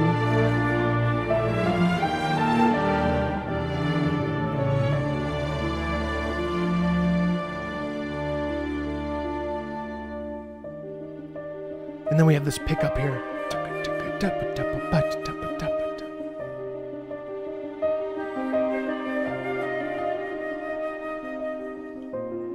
Really well fleshed out ideas here musically too.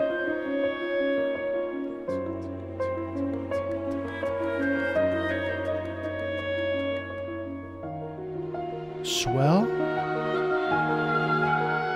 I like how we trade off with the different instruments repeating that little motif there. Da, da, ya, da, da, da. All right, so beautiful. Now we pick up in tempo again.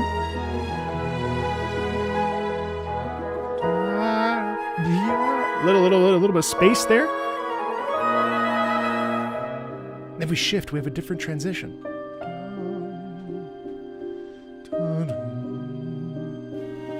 That piano pullback is so wonderful. And then with that cello in there.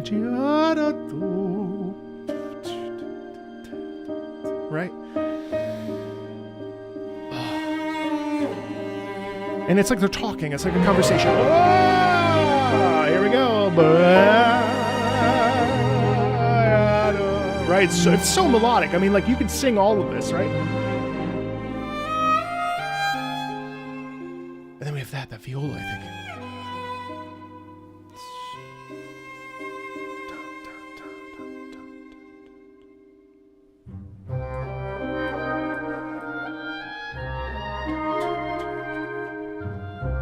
we have a recap now with the oboe as the melodic center. A lot of trading off in this music here. A real full orchestral experience too. It's divine. A little bit of tension, a little bit of questioning. And then we're back with the main motif of this piece. We're all coming together with a little bit of variation there, support harmonically in the lower strings. But we're all together. We're kind of unison with these strings here.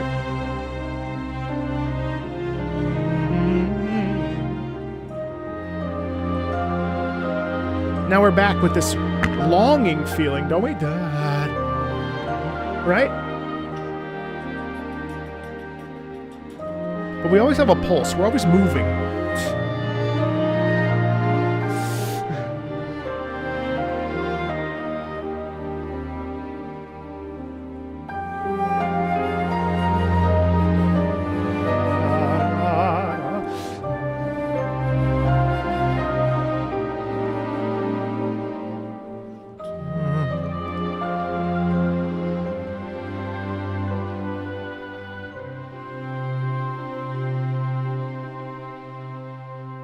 Sublime piece of music, sublime piece of music. So now really quickly, let's quickly jump. Now, I know for you, you can pause and rewind or whatever. For those of us that are here live, I'm not really sure if we'll hear the difference between Stories of Remote Antiquity and Inevitable Conflict. I'm hoping there's a connection there that isn't just a battle theme into a slow theme. But let's check it out because I can't remember. Oh no, yeah. There is. So now we have the battle theme. And check how the main theme comes in now.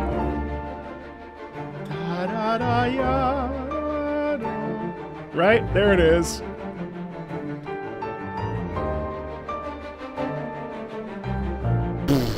And the piano's sustaining us. The piano's helping us get from point A to point Z while we have the strings kind of going.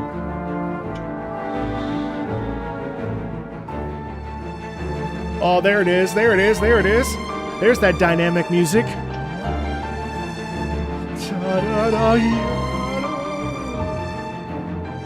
And what's different? Tempo. Tempo is everything in these pieces, especially when we're switching from calm to battle, right? With same motivic ideas, too.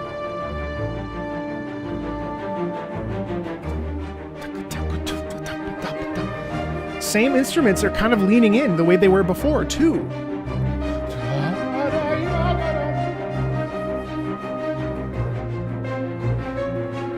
Love how fast that tempo is rhythmically in the lower orchestra there, the lower strings.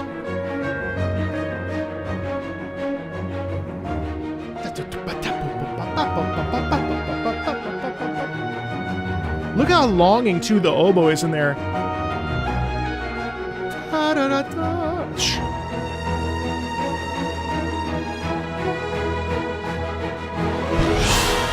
Big swell.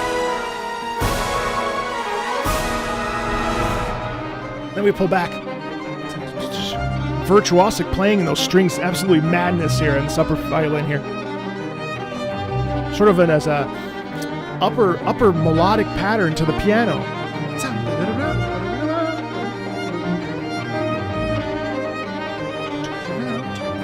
Crazy good stuff.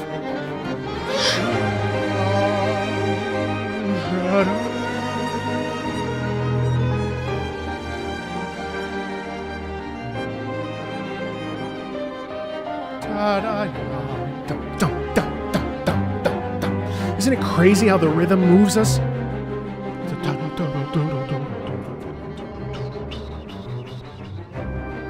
Then we reset. Back with that oboe there.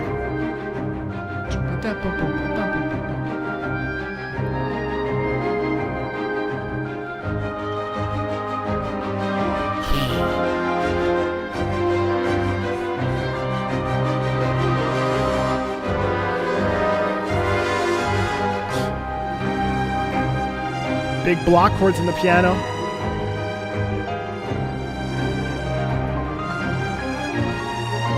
Gorgeous virtuosic playing in the violin and the piano in there as well, again.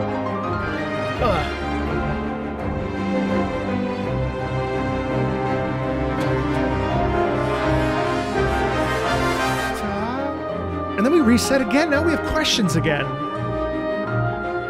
Yada, yada, yo. Oh.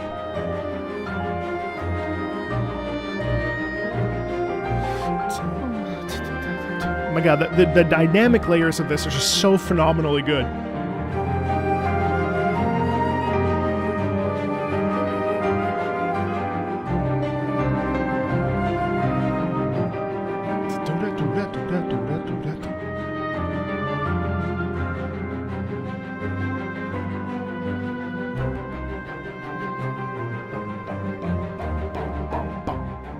Really interesting thing because the piano goes up as the strings go down. It's really cool how we have this sort of moving in opposite directions. Now that is such a fantastic example of dynamic music. And what's really cool about both of those pieces is that they're all uniquely theirs.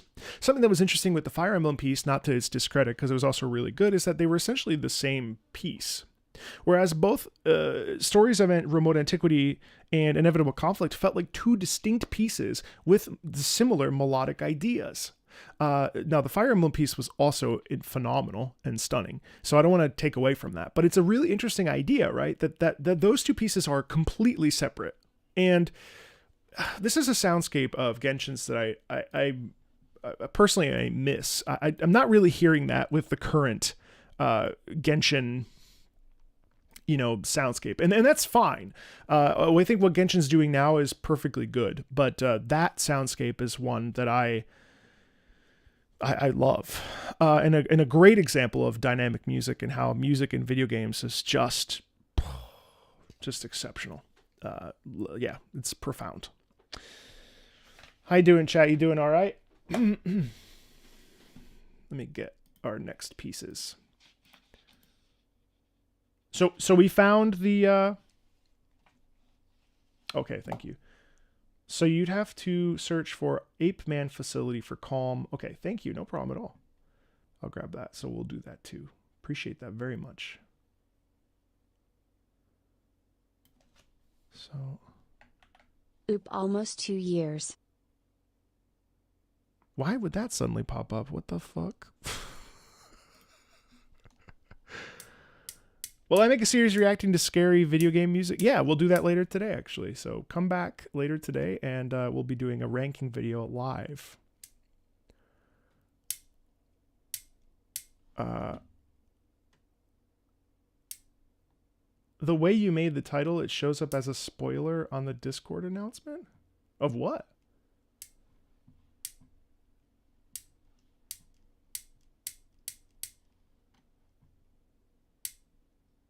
Yes, Mac. I just answered.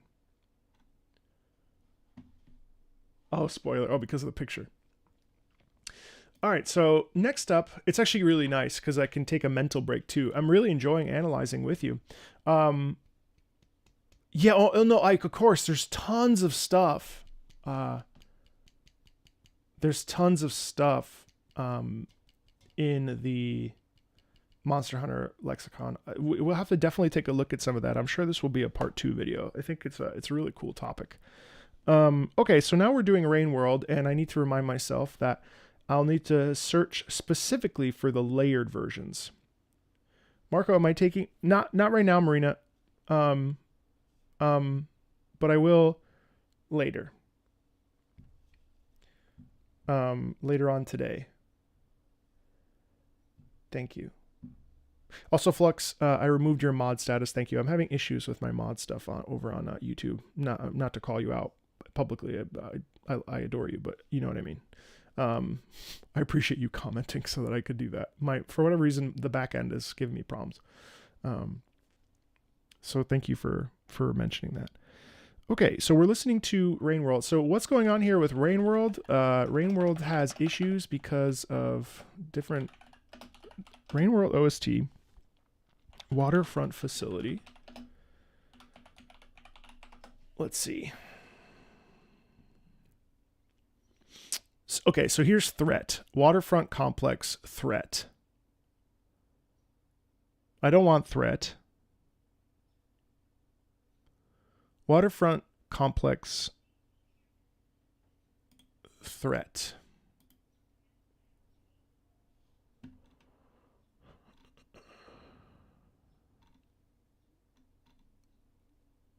So would it be shoreline plus water? Well, you tell me.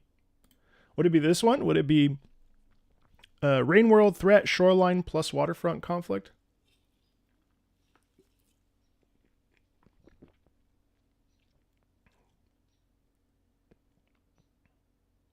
You had to go to the hospital for brain surgery?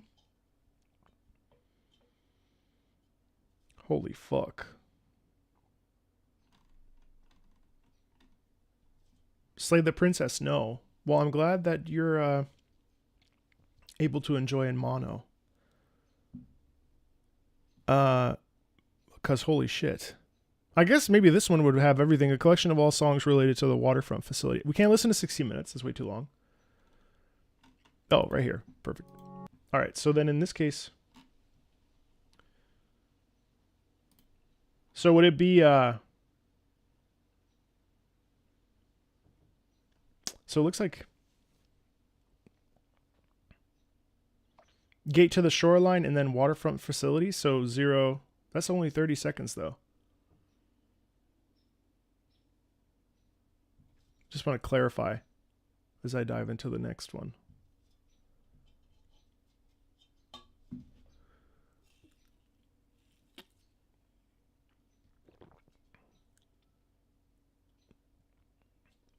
Oh, tomato, grazie. Ti ringrazio. Molto.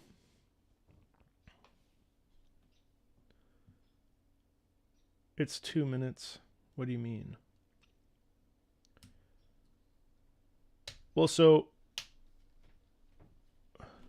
gate to the shoreline, threat waterfront facility, the coast, New Terra. Which ones of these am I supposed to be listening to? Oh, it shows you where it starts. Well, I mean, yeah, but oh, it's 2 minutes. Okay. Waterfront threat layered. Sorry, I misread. All right, well, I'll just do this one. Okay. All right, the coast, New Terra. All right, we'll just do gates to the shoreline, gate to the shoreline, and then threat waterfront facility. All right, let's do that. Sorry, I misread.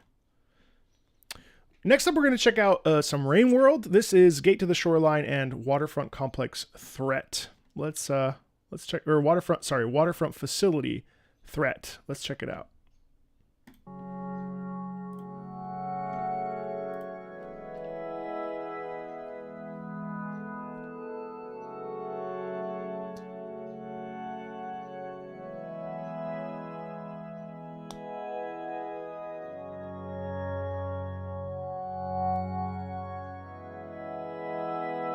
Wow.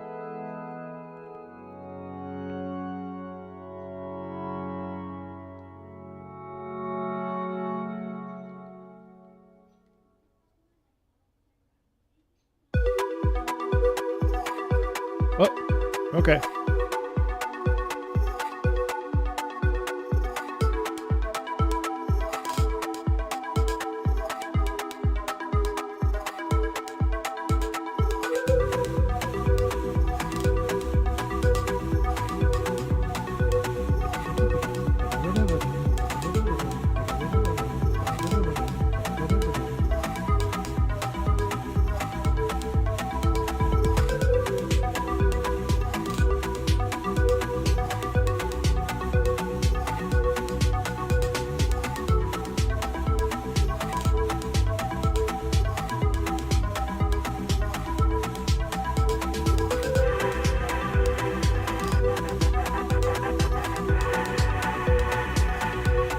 Is that?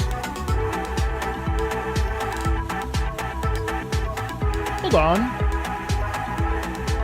Hold on, because that's really intriguing to me. Let me just go back really quick. I'm at 137.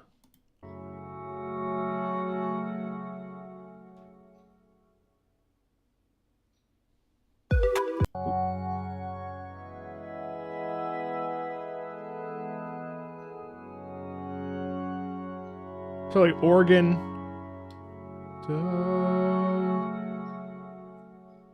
So that's Gate to the Shoreline. This is really funny because this is so subtle, but I'm pretty sure, yeah, it's the same melody.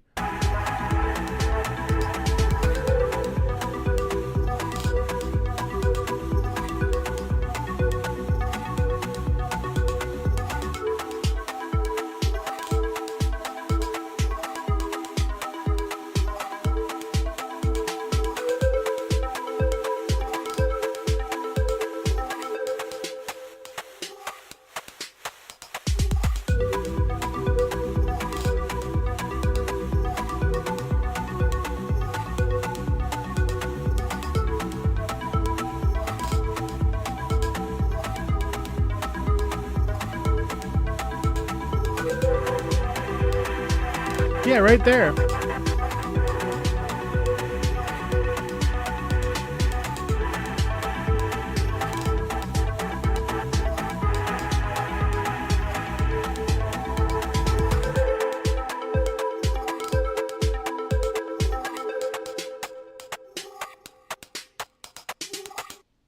Huh. You know what's really impressive to me about Rain World, and I know this wasn't like a prime necessarily perfect example of dynamic music because we're listening to two pieces in isolation. But what's really cool is that we have a mixture of that previous theme with the new one. And Rain World's really interesting because as the conflict progresses, there's more and more layering being added to the experience. And so what it does is it creates an inherent sense of dynamic music because each time you're experiencing conflict, it continues to layer onto itself. That's actually really cool. And Rain World itself as a game is something that I'm actually really intrigued by because I've heard a lot of interesting things about the fact that the environment basically just exists and you're just there and you're trying to get from point A to point B and whatever happens. And if you get in the way of an enemy trying to kill another enemy, well, then you're in the way. And I find that dynamically, though, musically, that's really appealing. It was an interesting example and it makes me more intrigued to hear more. So I definitely want to do that. And this is absolutely going to be a game that I want to play and experience for myself because I think it seems really unique and really interesting and definitely worth the time investment that it will require to play through it, I'm sure.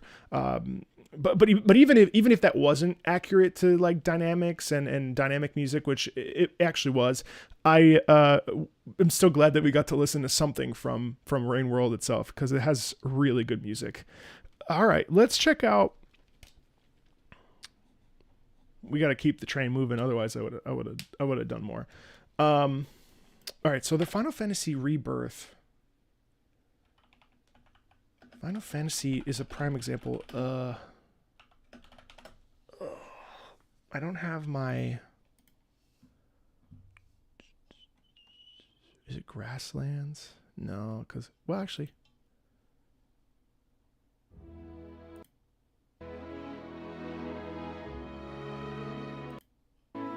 Yeah. So I need the battle version of this.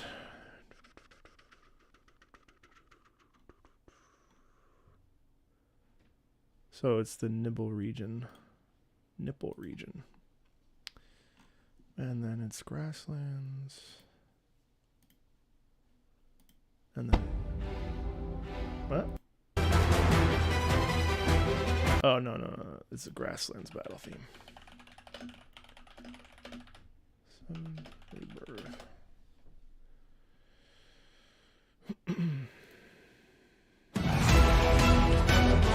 Yeah, Bertus. I like that theme a lot.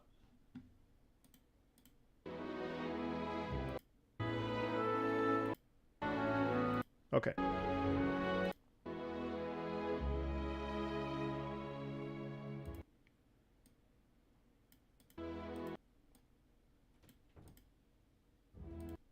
All right.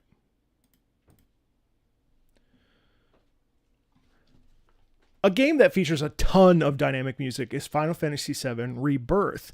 Now, it makes sense why Final Fantasy VII Rebirth would have variations on a theme because of the fact that, well, a lot of it, first of all, is remixed, and because Square Enix has been doing this a lot lately, where they'll have two variations of something.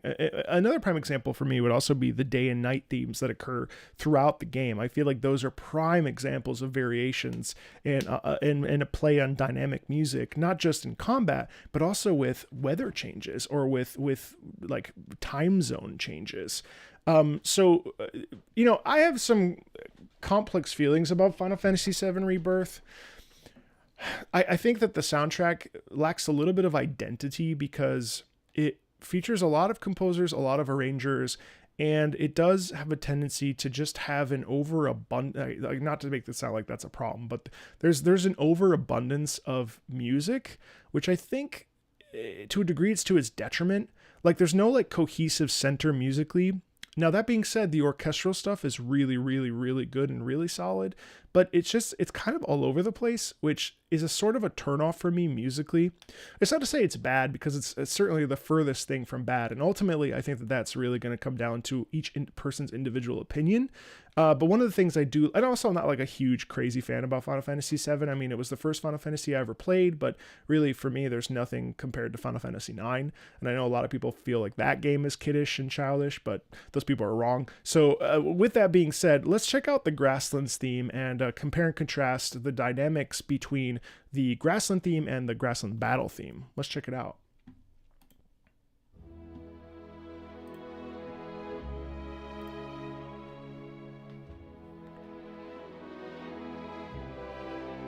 I mean, this is like the classic overworld theme, you know?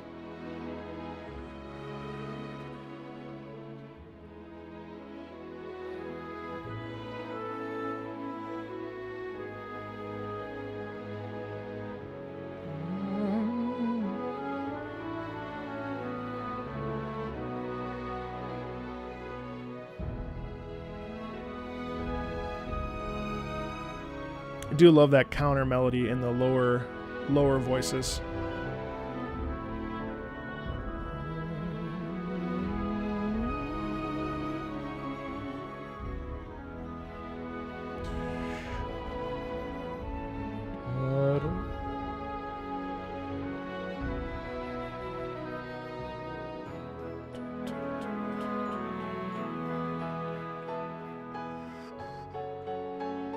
And then I love how the piano takes over, of course.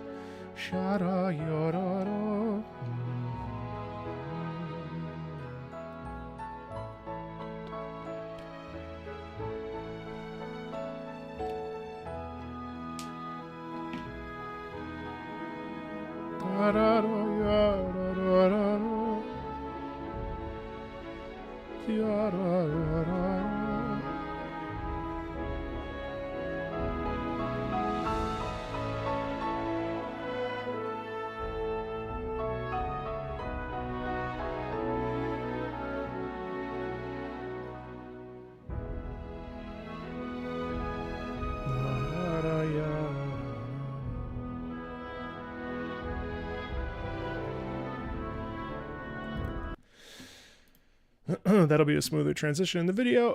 The reason why I think I like that overworld theme so much is because essentially, and a lot of the themes that I hear in Final Fantasy VII Rebirth that I actually really appreciate is that they essentially are, I feel, the truest vision of Uematsu's composition. Now, what we heard when we played the original, if you've played the original, of course, is the MIDI soundscape. And that soundscape is a classic. It's like something that defined a generation. I mean, for many of us, Final Fantasy VII was one of the first RPGs we ever played. And so to hear it fleshed out and to hear it be expanded upon with an orchestra is an incredibly like warming, it's like hearing the bombing run with orchestra. Like it just, and I think that's why Distant Worlds has become so popular too, because that is just so satisfying to listen to and to hear, like that thing that we heard from a nostalgia perspective as children, to then, hearing this like fully fleshed out, like adult version of it. It's satisfying. And I think part of the problem that I have with some of the variations on the themes of Final Fantasy VII in the remakes is that they do have a tendency to lose a little bit of their identity from that pure melodic idea. Now, I mean, this is like splitting hairs kind of stuff, so I don't expect everyone to agree with me. In fact, you don't have to agree with me anyway. But I do think that that's it's really nice to hear it, but also like I it gets a little muddled for me. Also, in general, I feel that the story of Final Fantasy VII is so well done, like on its own. I don't need to know like what kind of sandwiches Cloud likes. I don't need Cloud on a what are those things called? Those things the little oh god. I don't need him on a scooter or on a Segway. Like that's not something that I particularly want when I play a remake. I want like a better graphical version of the original, and like usually like give me the remaster. But that being said, let's check out the main theme, the battle theme that plays on the Grasslands theme.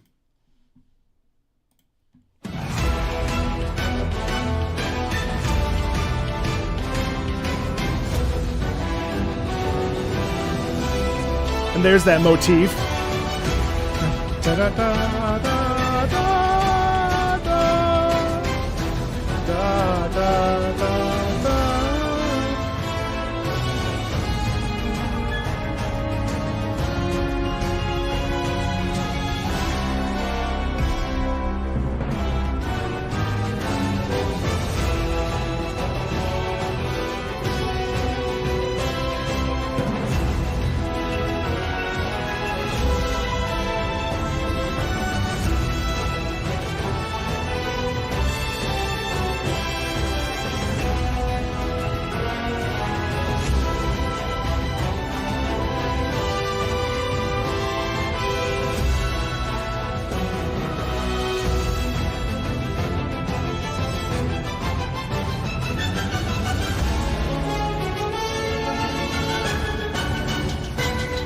Ba ba ba ba ba.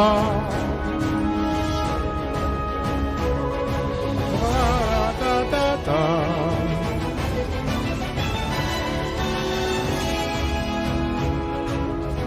So interestingly enough, this could actually be two different things. It could be a variation on a theme because the theme is being borrowed from the Grasslands, and so it's modifying it slightly in a faster way. So technically it's a variation on a theme, but also it's dynamic because every time you enter a battle, this in the Grasslands, this is what appears, or this is what we hear.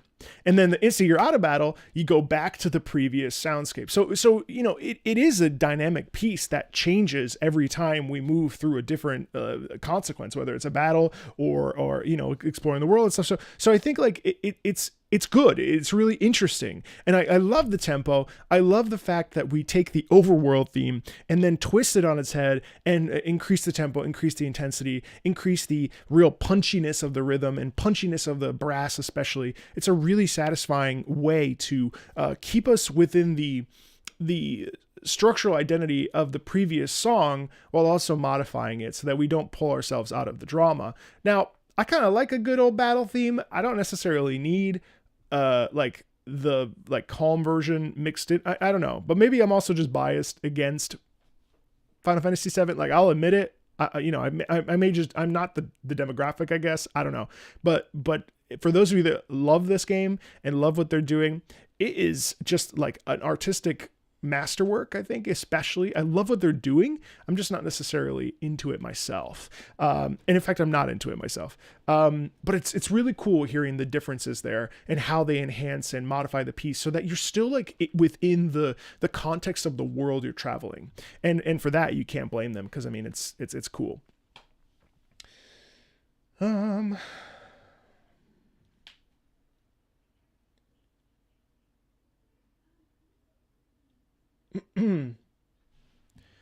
Haven.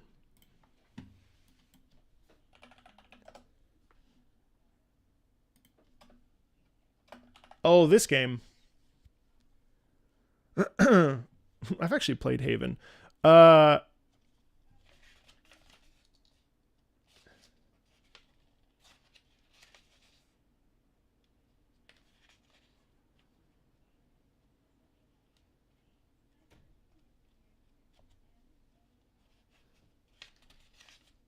What are you saying? The song. You feel a proper analysis wouldn't fit in the video you're wanting to make since it's complex of 4 layers plus phases. I see. Okay.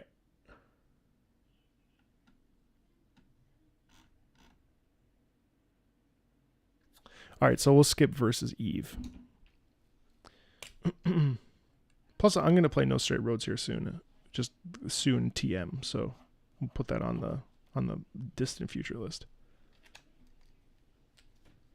No, we're on dynamic music now. So that was that. So Rules of Nature. Rules of Nature. Let's find the right one though.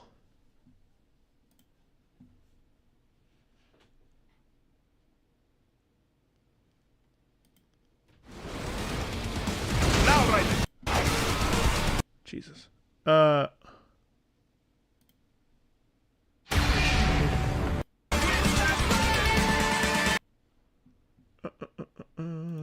This one.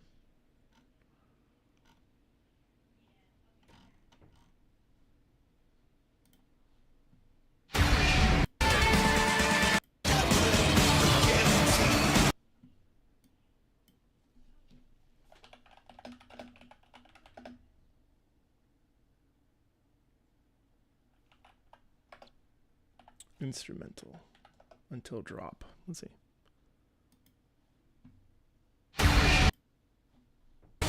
Nope. Oh, here.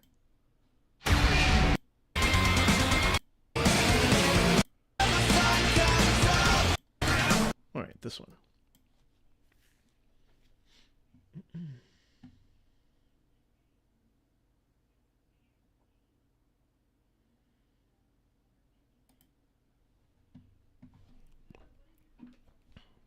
Rules of Nature. I think. Sorry, the surface. Okay. All right, let's check out. All right, so next, let's check out Rules of Nature from Metal Gear Rising: Revengeance, the not real Metal Gear game. I tried to play Metal Gear Rising: Revengeance not too long ago, and the memes have sort of damaged the game for me. I also like, as like a hardcore Metal Gear fan, the only time I've ever liked Raiden was when I wasn't playing him, and in 4. In 4 he was a badass. So I tried to play Metal Gear Rising: Revengeance, and it also made me weirdly motion sick. I don't know, I couldn't get into it, but musically it's pretty freaking sick. And so this is a dynamic piece that plays. Rules of Nature. Let's check it out.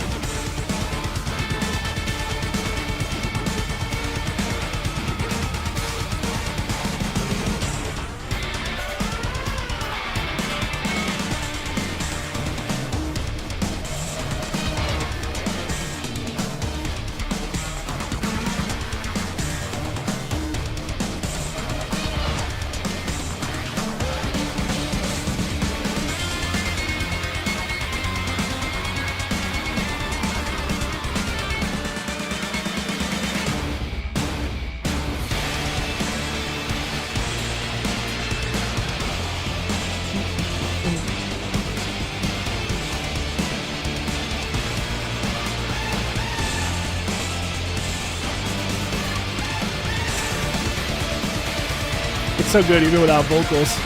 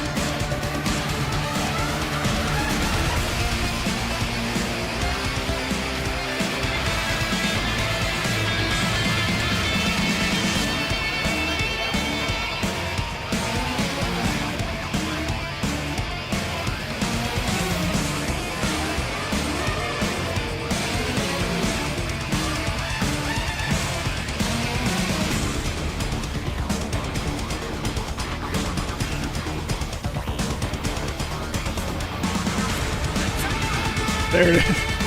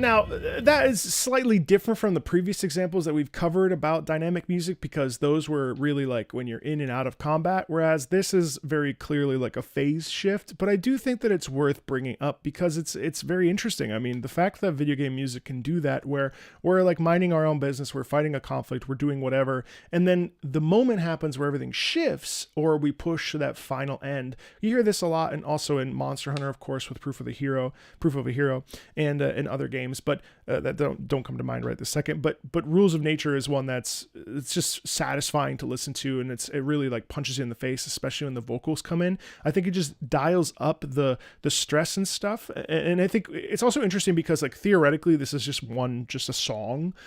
So it's hard to be like, well, you know, if you just listen to this out of context, it wouldn't necessarily work. But when you pair it with what's happening with Metal Gear and Raiden at that moment, it's a dynamic shift. You know, there's a dynamic shift that occurs in that, and that's what makes it so interesting and cool. And again, this is when like context is so important, when we have, you know, an element of on-screen drama mixed in with an element of musical drama. They come together, they make a delicious sandwich, and that's really important. And I think it's again something that it does occur in opera, of course, when like a big peak happens or something. But it's a very much a video game centric experience.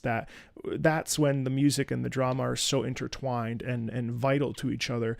And music really aids and assists in showcasing how important drama and storytelling is in video games. And that's why we can't really take music for granted, because music makes everything that much more intense. And that's a prime example of it. It's really cool. Okay. All right. So then I think I'm going to skip Mario and Yoshi just because of Nintendo. Let's do...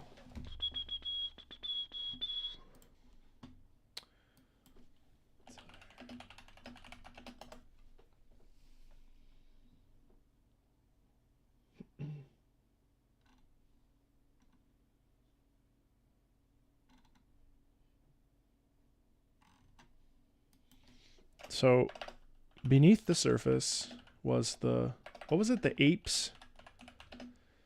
Nine Souls. Beneath the Surface. What was the other one? Gorillas something. I'm so sorry. If the person is still, I forget who. Ape Man. Thanks to you. That's right. That's who you are.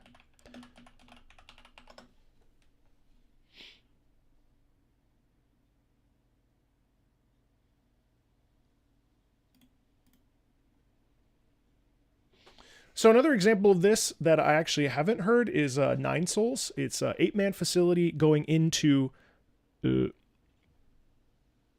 Beneath the Surface. Really excited to check this out. The OST from Nine Souls that I've listened to so far is absolutely bananas, and I think makes the game that much better. I just haven't had time to actually play it, but let's check it out. This is 8-man facility safe.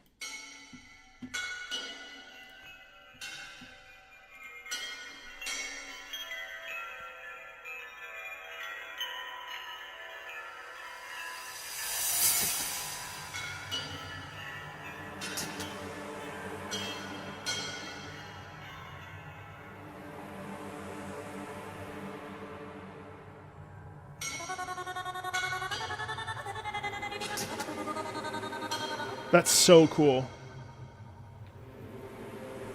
Duh. Tension in that.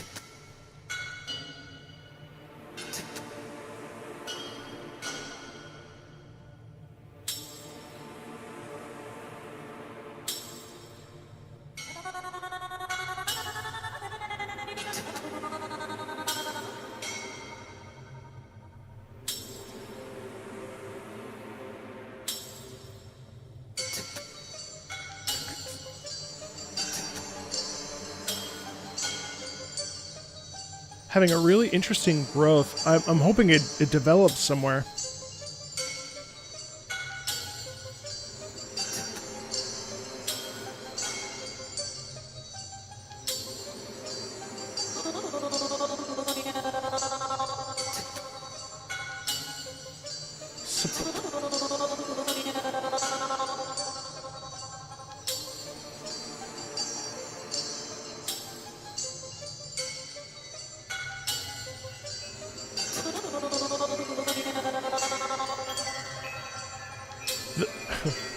The chimes, fascinating sound. I want to... We haven't had any melody, though.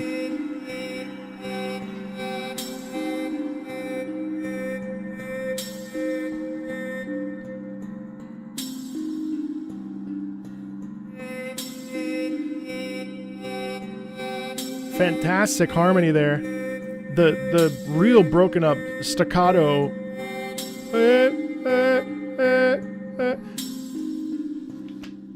How would this just turn into a action sound? That's so interesting dynamically. Dissonant.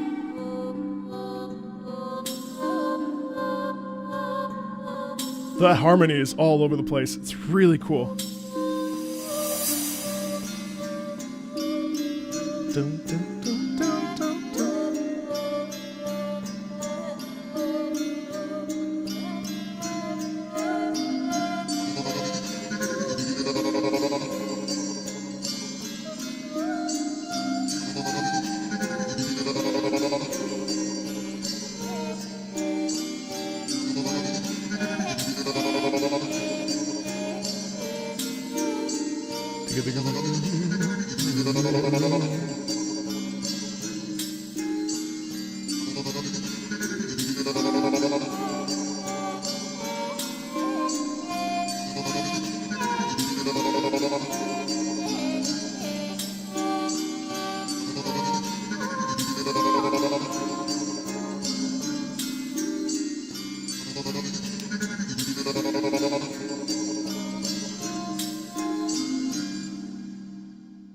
Wow, okay. Okay.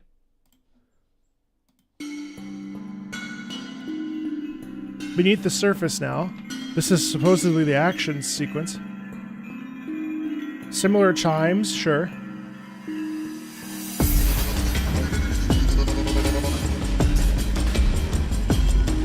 Oh, that's dirty.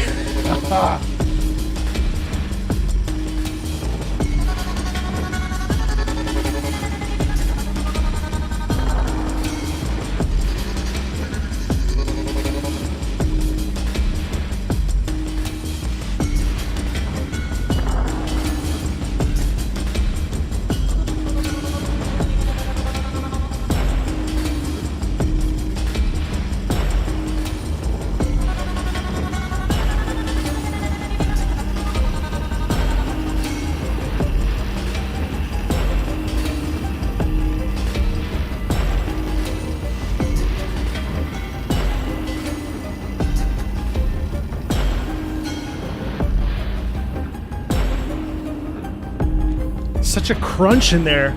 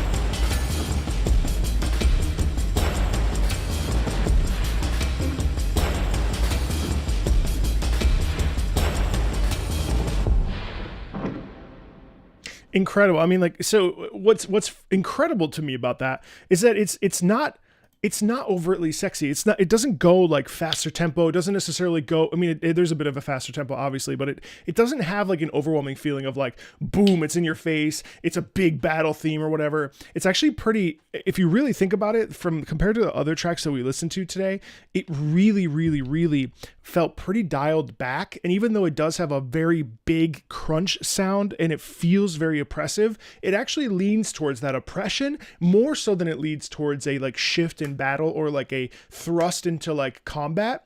It's interesting how that piece wasn't totally removed from the original, and it still had this ethereal, disturbing sound quality, but also this mechanical crunch that you would hear in something like Silent Hill 2 or something. There's a real heavy emphasis on that. And what's really exciting to me is that that is like deeply unsettling rather than being like a thrust into action.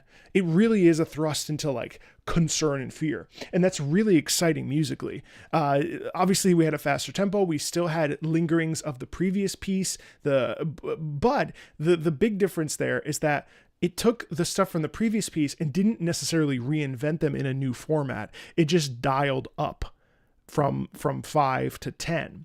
We didn't necessarily even get a drop per se, but it really felt like it was pressing into us. And that's exciting. That's an exciting example of dynamic music. I mean, we've only scratched the surface about what dynamic music even is. There's so many different tracks and so many different video games that provide that sense of shift from calm to action, or from, battle to hyper battle, or tension to less tension. There's just so many things that we haven't touched on, and that's what makes this so exciting. And there definitely be more. Definitely let me know which other tracks we should do. And yeah, thanks a ton, and I'll talk to you later.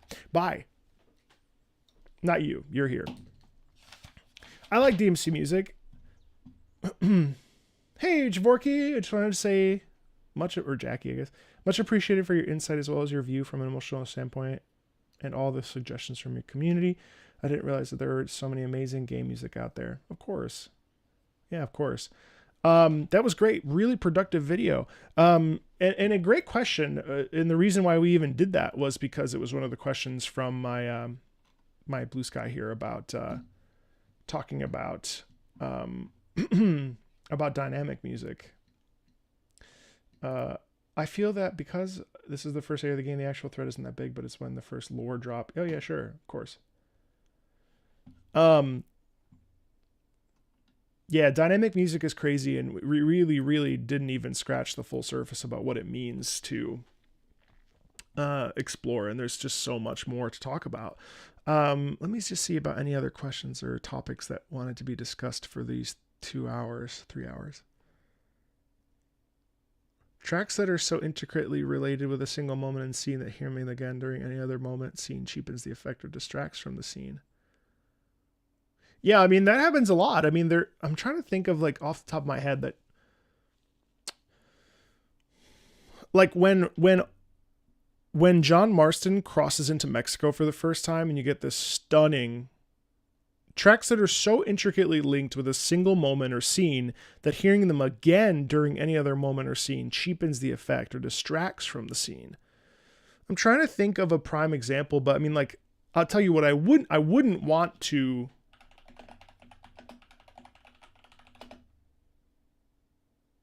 Yeah, Sebastian, yeah. Undertale Yellow, it's certainly not off the table. It's just a question of whether or not it'll be all right to do so. But just, I know there was a copyright mess with them, so I'm like, for me, like, this is a moment where with Jose Gonzalez's Far Away that just can't be replaced, and spoilers for Red Dead Redemption, but thanks a lot for your help. Oh, let me guess. You got to be on your way. The famed hospitality isn't what it once was.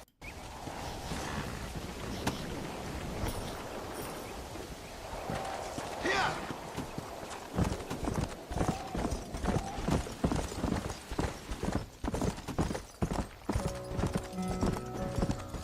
like, this comes out of nowhere. Yeah. Step in front of a runaway train. Like, it's one of the coolest moments in gaming. Just to feel alive again. You also aren't sure if you're even going to go to Mexico for the first half of this. Aching just to lower aside. It's so far away. It's so far away.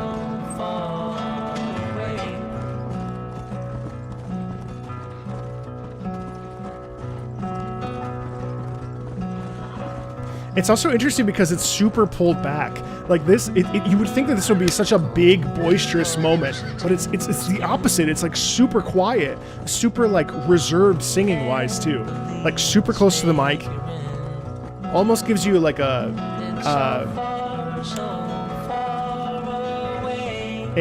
what's his name?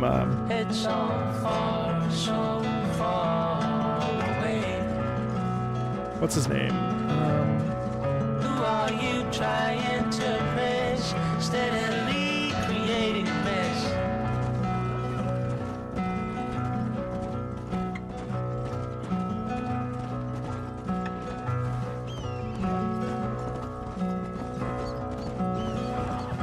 Step in front of a runaway train, just to feel alive again. I can't remember this guy's name. Okay, it's gonna bother me. But yeah, this is Jose Gonzalez. Yeah. And also, it takes so long to get from where you end up, where you start, to then getting to Mexico.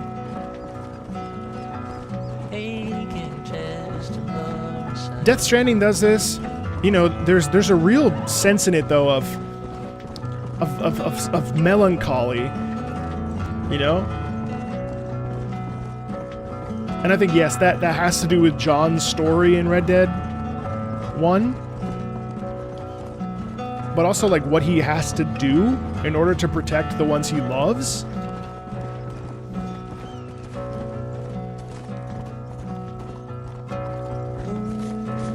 But really, it comes out of nowhere because for most of the game, you have just like, you know, really decent, you know, sort of spaghetti western music.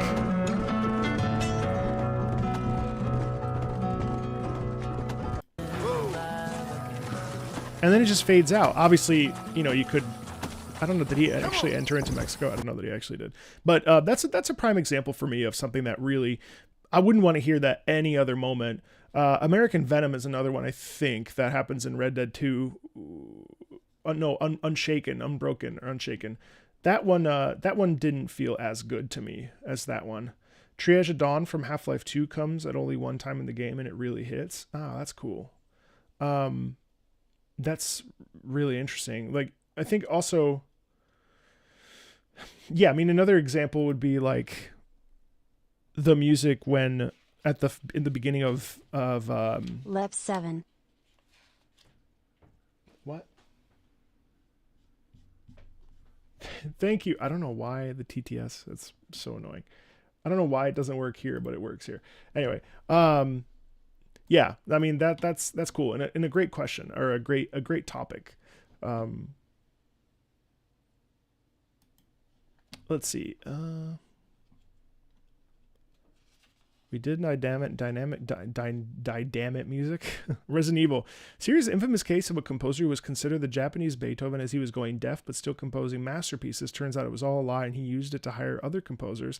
I think his own work was on the terrible sounding director's cut. Yes, the basement theme.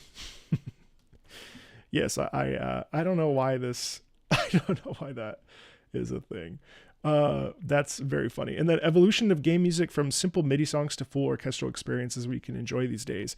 Yeah, I mean, I think it's a really fascinating thing that here we are in a time period where we are taking, you know, we're going back and we're replacing MIDI music with legitimately fully composed orchestral pieces, you know, that are being thrusting us in a classical standpoint. But also when you think about like the music that's come from, you know, so many, I mean, even stuff from like Command and Conquer, like how different I know it's not the same, but you know, when you go from Command and Conquer to like something like Risk of Rain, the instrumentation choices are not dissimilar. Or if you go from Command and Conquer to say like something like Mick Gordon's Doom soundscape, like those things they're not too far apart. And it's interesting to witness how much in just 50 years, like, I mean, when was the first video game piece, when was the first piece of video game music written?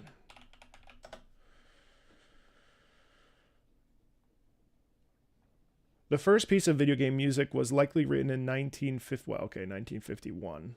Okay, let's not say that though. 1978, the first game to use continuous background soundtrack was Tomohiro Nishikado's Space Invaders. It had 4 descending chromatic bass notes repeating in a loop, though it was dynamic and interacted with the player, increasing pace as the enemies descended. But can we really count that? I mean, let's listen to that. Asteroids music.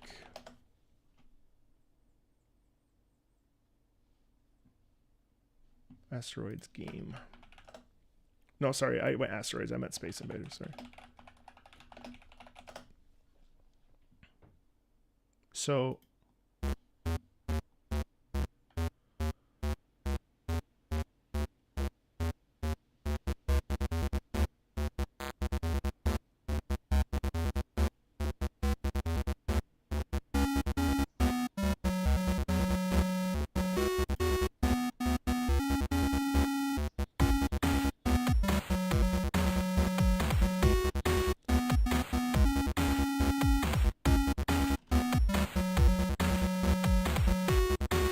that can't be Atari.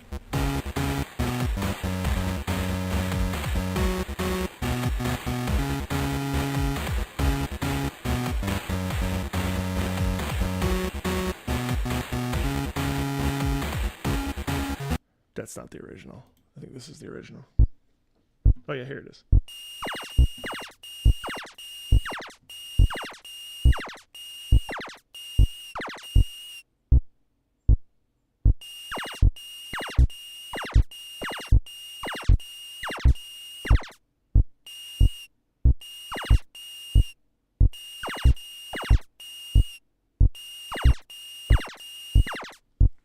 God. As someone who has heart palpitations, hearing a heartbeat is very stressful. But so it's amazing to think like that was supposedly the first game to use a continuous background soundtrack. You know, the first video game to feature continuous melodic background music was Rally X, released by Namco in 1980. Let's listen to that.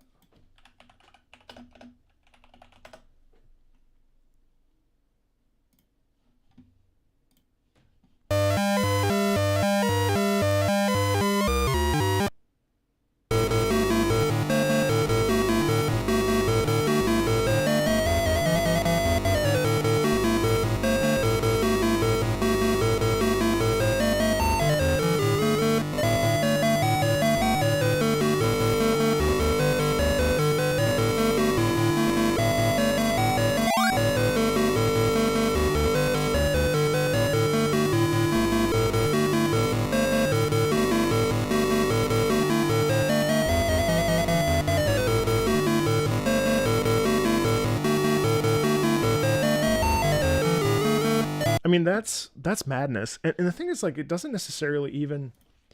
Well, what's really impressive to me is how they're essentially, you know, freaking, like, coding this into the structure of the chip. And I want to read actually about how to really extrapolate what was happening here when it was happening. But it's really interesting. I mean, Wikipedia says the decision to include any music into a video game meant that at some point it would have to be transcribed into computer code.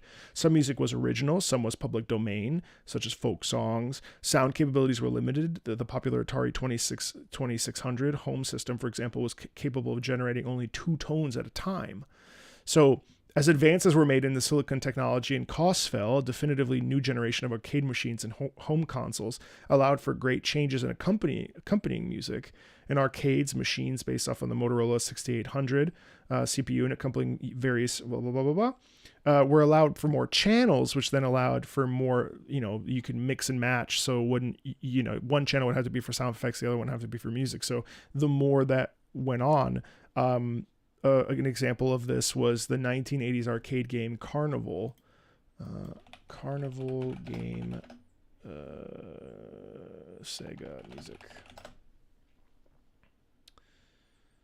Oh, good luck trying to find this shit. You think this is it? No, this is Sonic. This is Sonic Riders. Okay, I'm probably not going to find that. But it's incredible. I mean, like, it's incredible how... Oh, see, Frogger was the first one to use dynamic approach. Frogger was the first one. Konami's 1981 arcade game Frogger was the first one to introduce a dynamic approach to video game music using at least 11 different gameplay tracks, in addition to level starting and game over themes, which change according to the player's actions. So it's interesting how here we are, you know, I mean...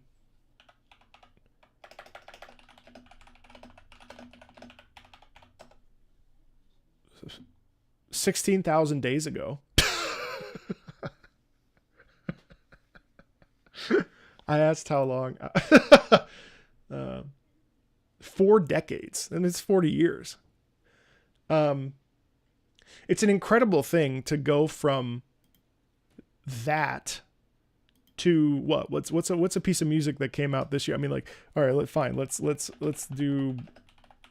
do like the Raven theme from Stellar Blade, because that's on top of mind right now. Listen to this.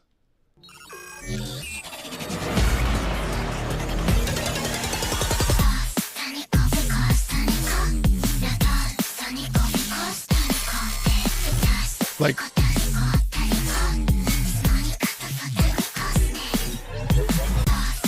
and then let's look at, like, I don't know, the Mjolnir mix from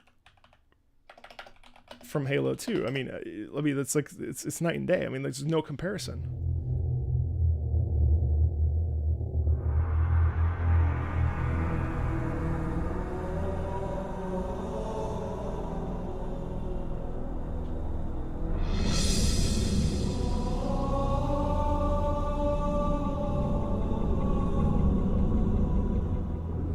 Like even the opening of Halo, I mean, there's no comparison for like 40 years. I mean, it's only been 4 decades. Like that's nothing.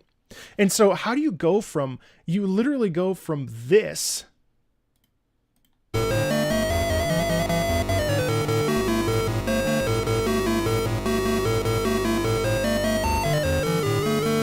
to fucking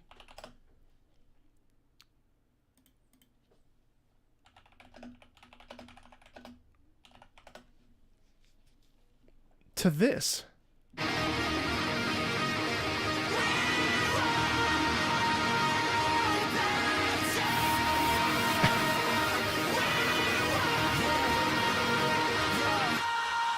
here to go beyond my limit, not to compromise. And you can tell me if I mean it. So I like what I would love to do, and I don't think it's even. I mean, some of these folks are not even alive anymore. But like, you know, it's like, hey, what did you think this was going to be like? Did you think about what it was going to be like? Because so much, one of humanity's greatest problems is that we don't always see beyond what's in front of us, right? And that's the crazy. I mean, that's like the crazy thing. And furthermore, you know, when we talk about the Rally X theme from the arcade days, you know, really it was Koji Kondo who like really thrust us into a new era of video game. I mean, yes, Konami with Frogger and all this other stuff, but it wasn't until we really walked in with Koji Kondo in Zelda and Super Mario and Mario that we really started to explore the concept of true melodic writing. Now, that was partially because of the advancements in technology and a very quick advancement, especially from the 80s to the 90s and into the thousands. I mean, like, when you think about it that way, it's mind-blowing. And let me just say one more thing, which is really crazy to me, is that if we look at the trajectory for how much video game music has changed in the last 40 years, it's actually stunning how quickly. Now, granted, it's a technology-based music composition process. Now, not so much. Of course, now we have orchestras and all that other stuff that you already know about. But the fact of the matter is that, like, if you look at, like, the span of classical music, I mean, like, let's take a look at that. Like, let's look at the Baroque time period. How many years between the Baroque time period and the Verismo time period?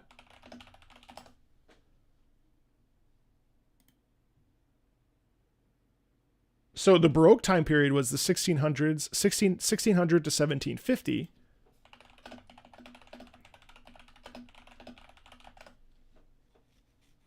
And the Verismo opera became popular in 1890, right? And that's so much time. I mean, like, that's crazy. Right? Like, that's such a, now I know it's not a perfect one-to-one. It's not a perfect one-to-one comparison, but we have to consider the fact that technology has moved at such a fast pace that we are being given music that enhances and changes our lives like instantaneously at this point. You yourself can sit down and compose a piece of music and eventually have that end up in a video game. Like it's actually, it's madness.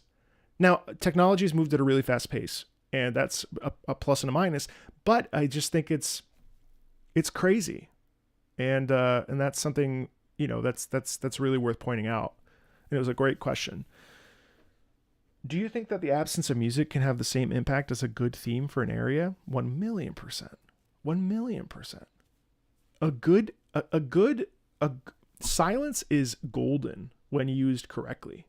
If you just have like really wonderful sound effects, you don't even need music. All right, gang, I'm going to go have lunch.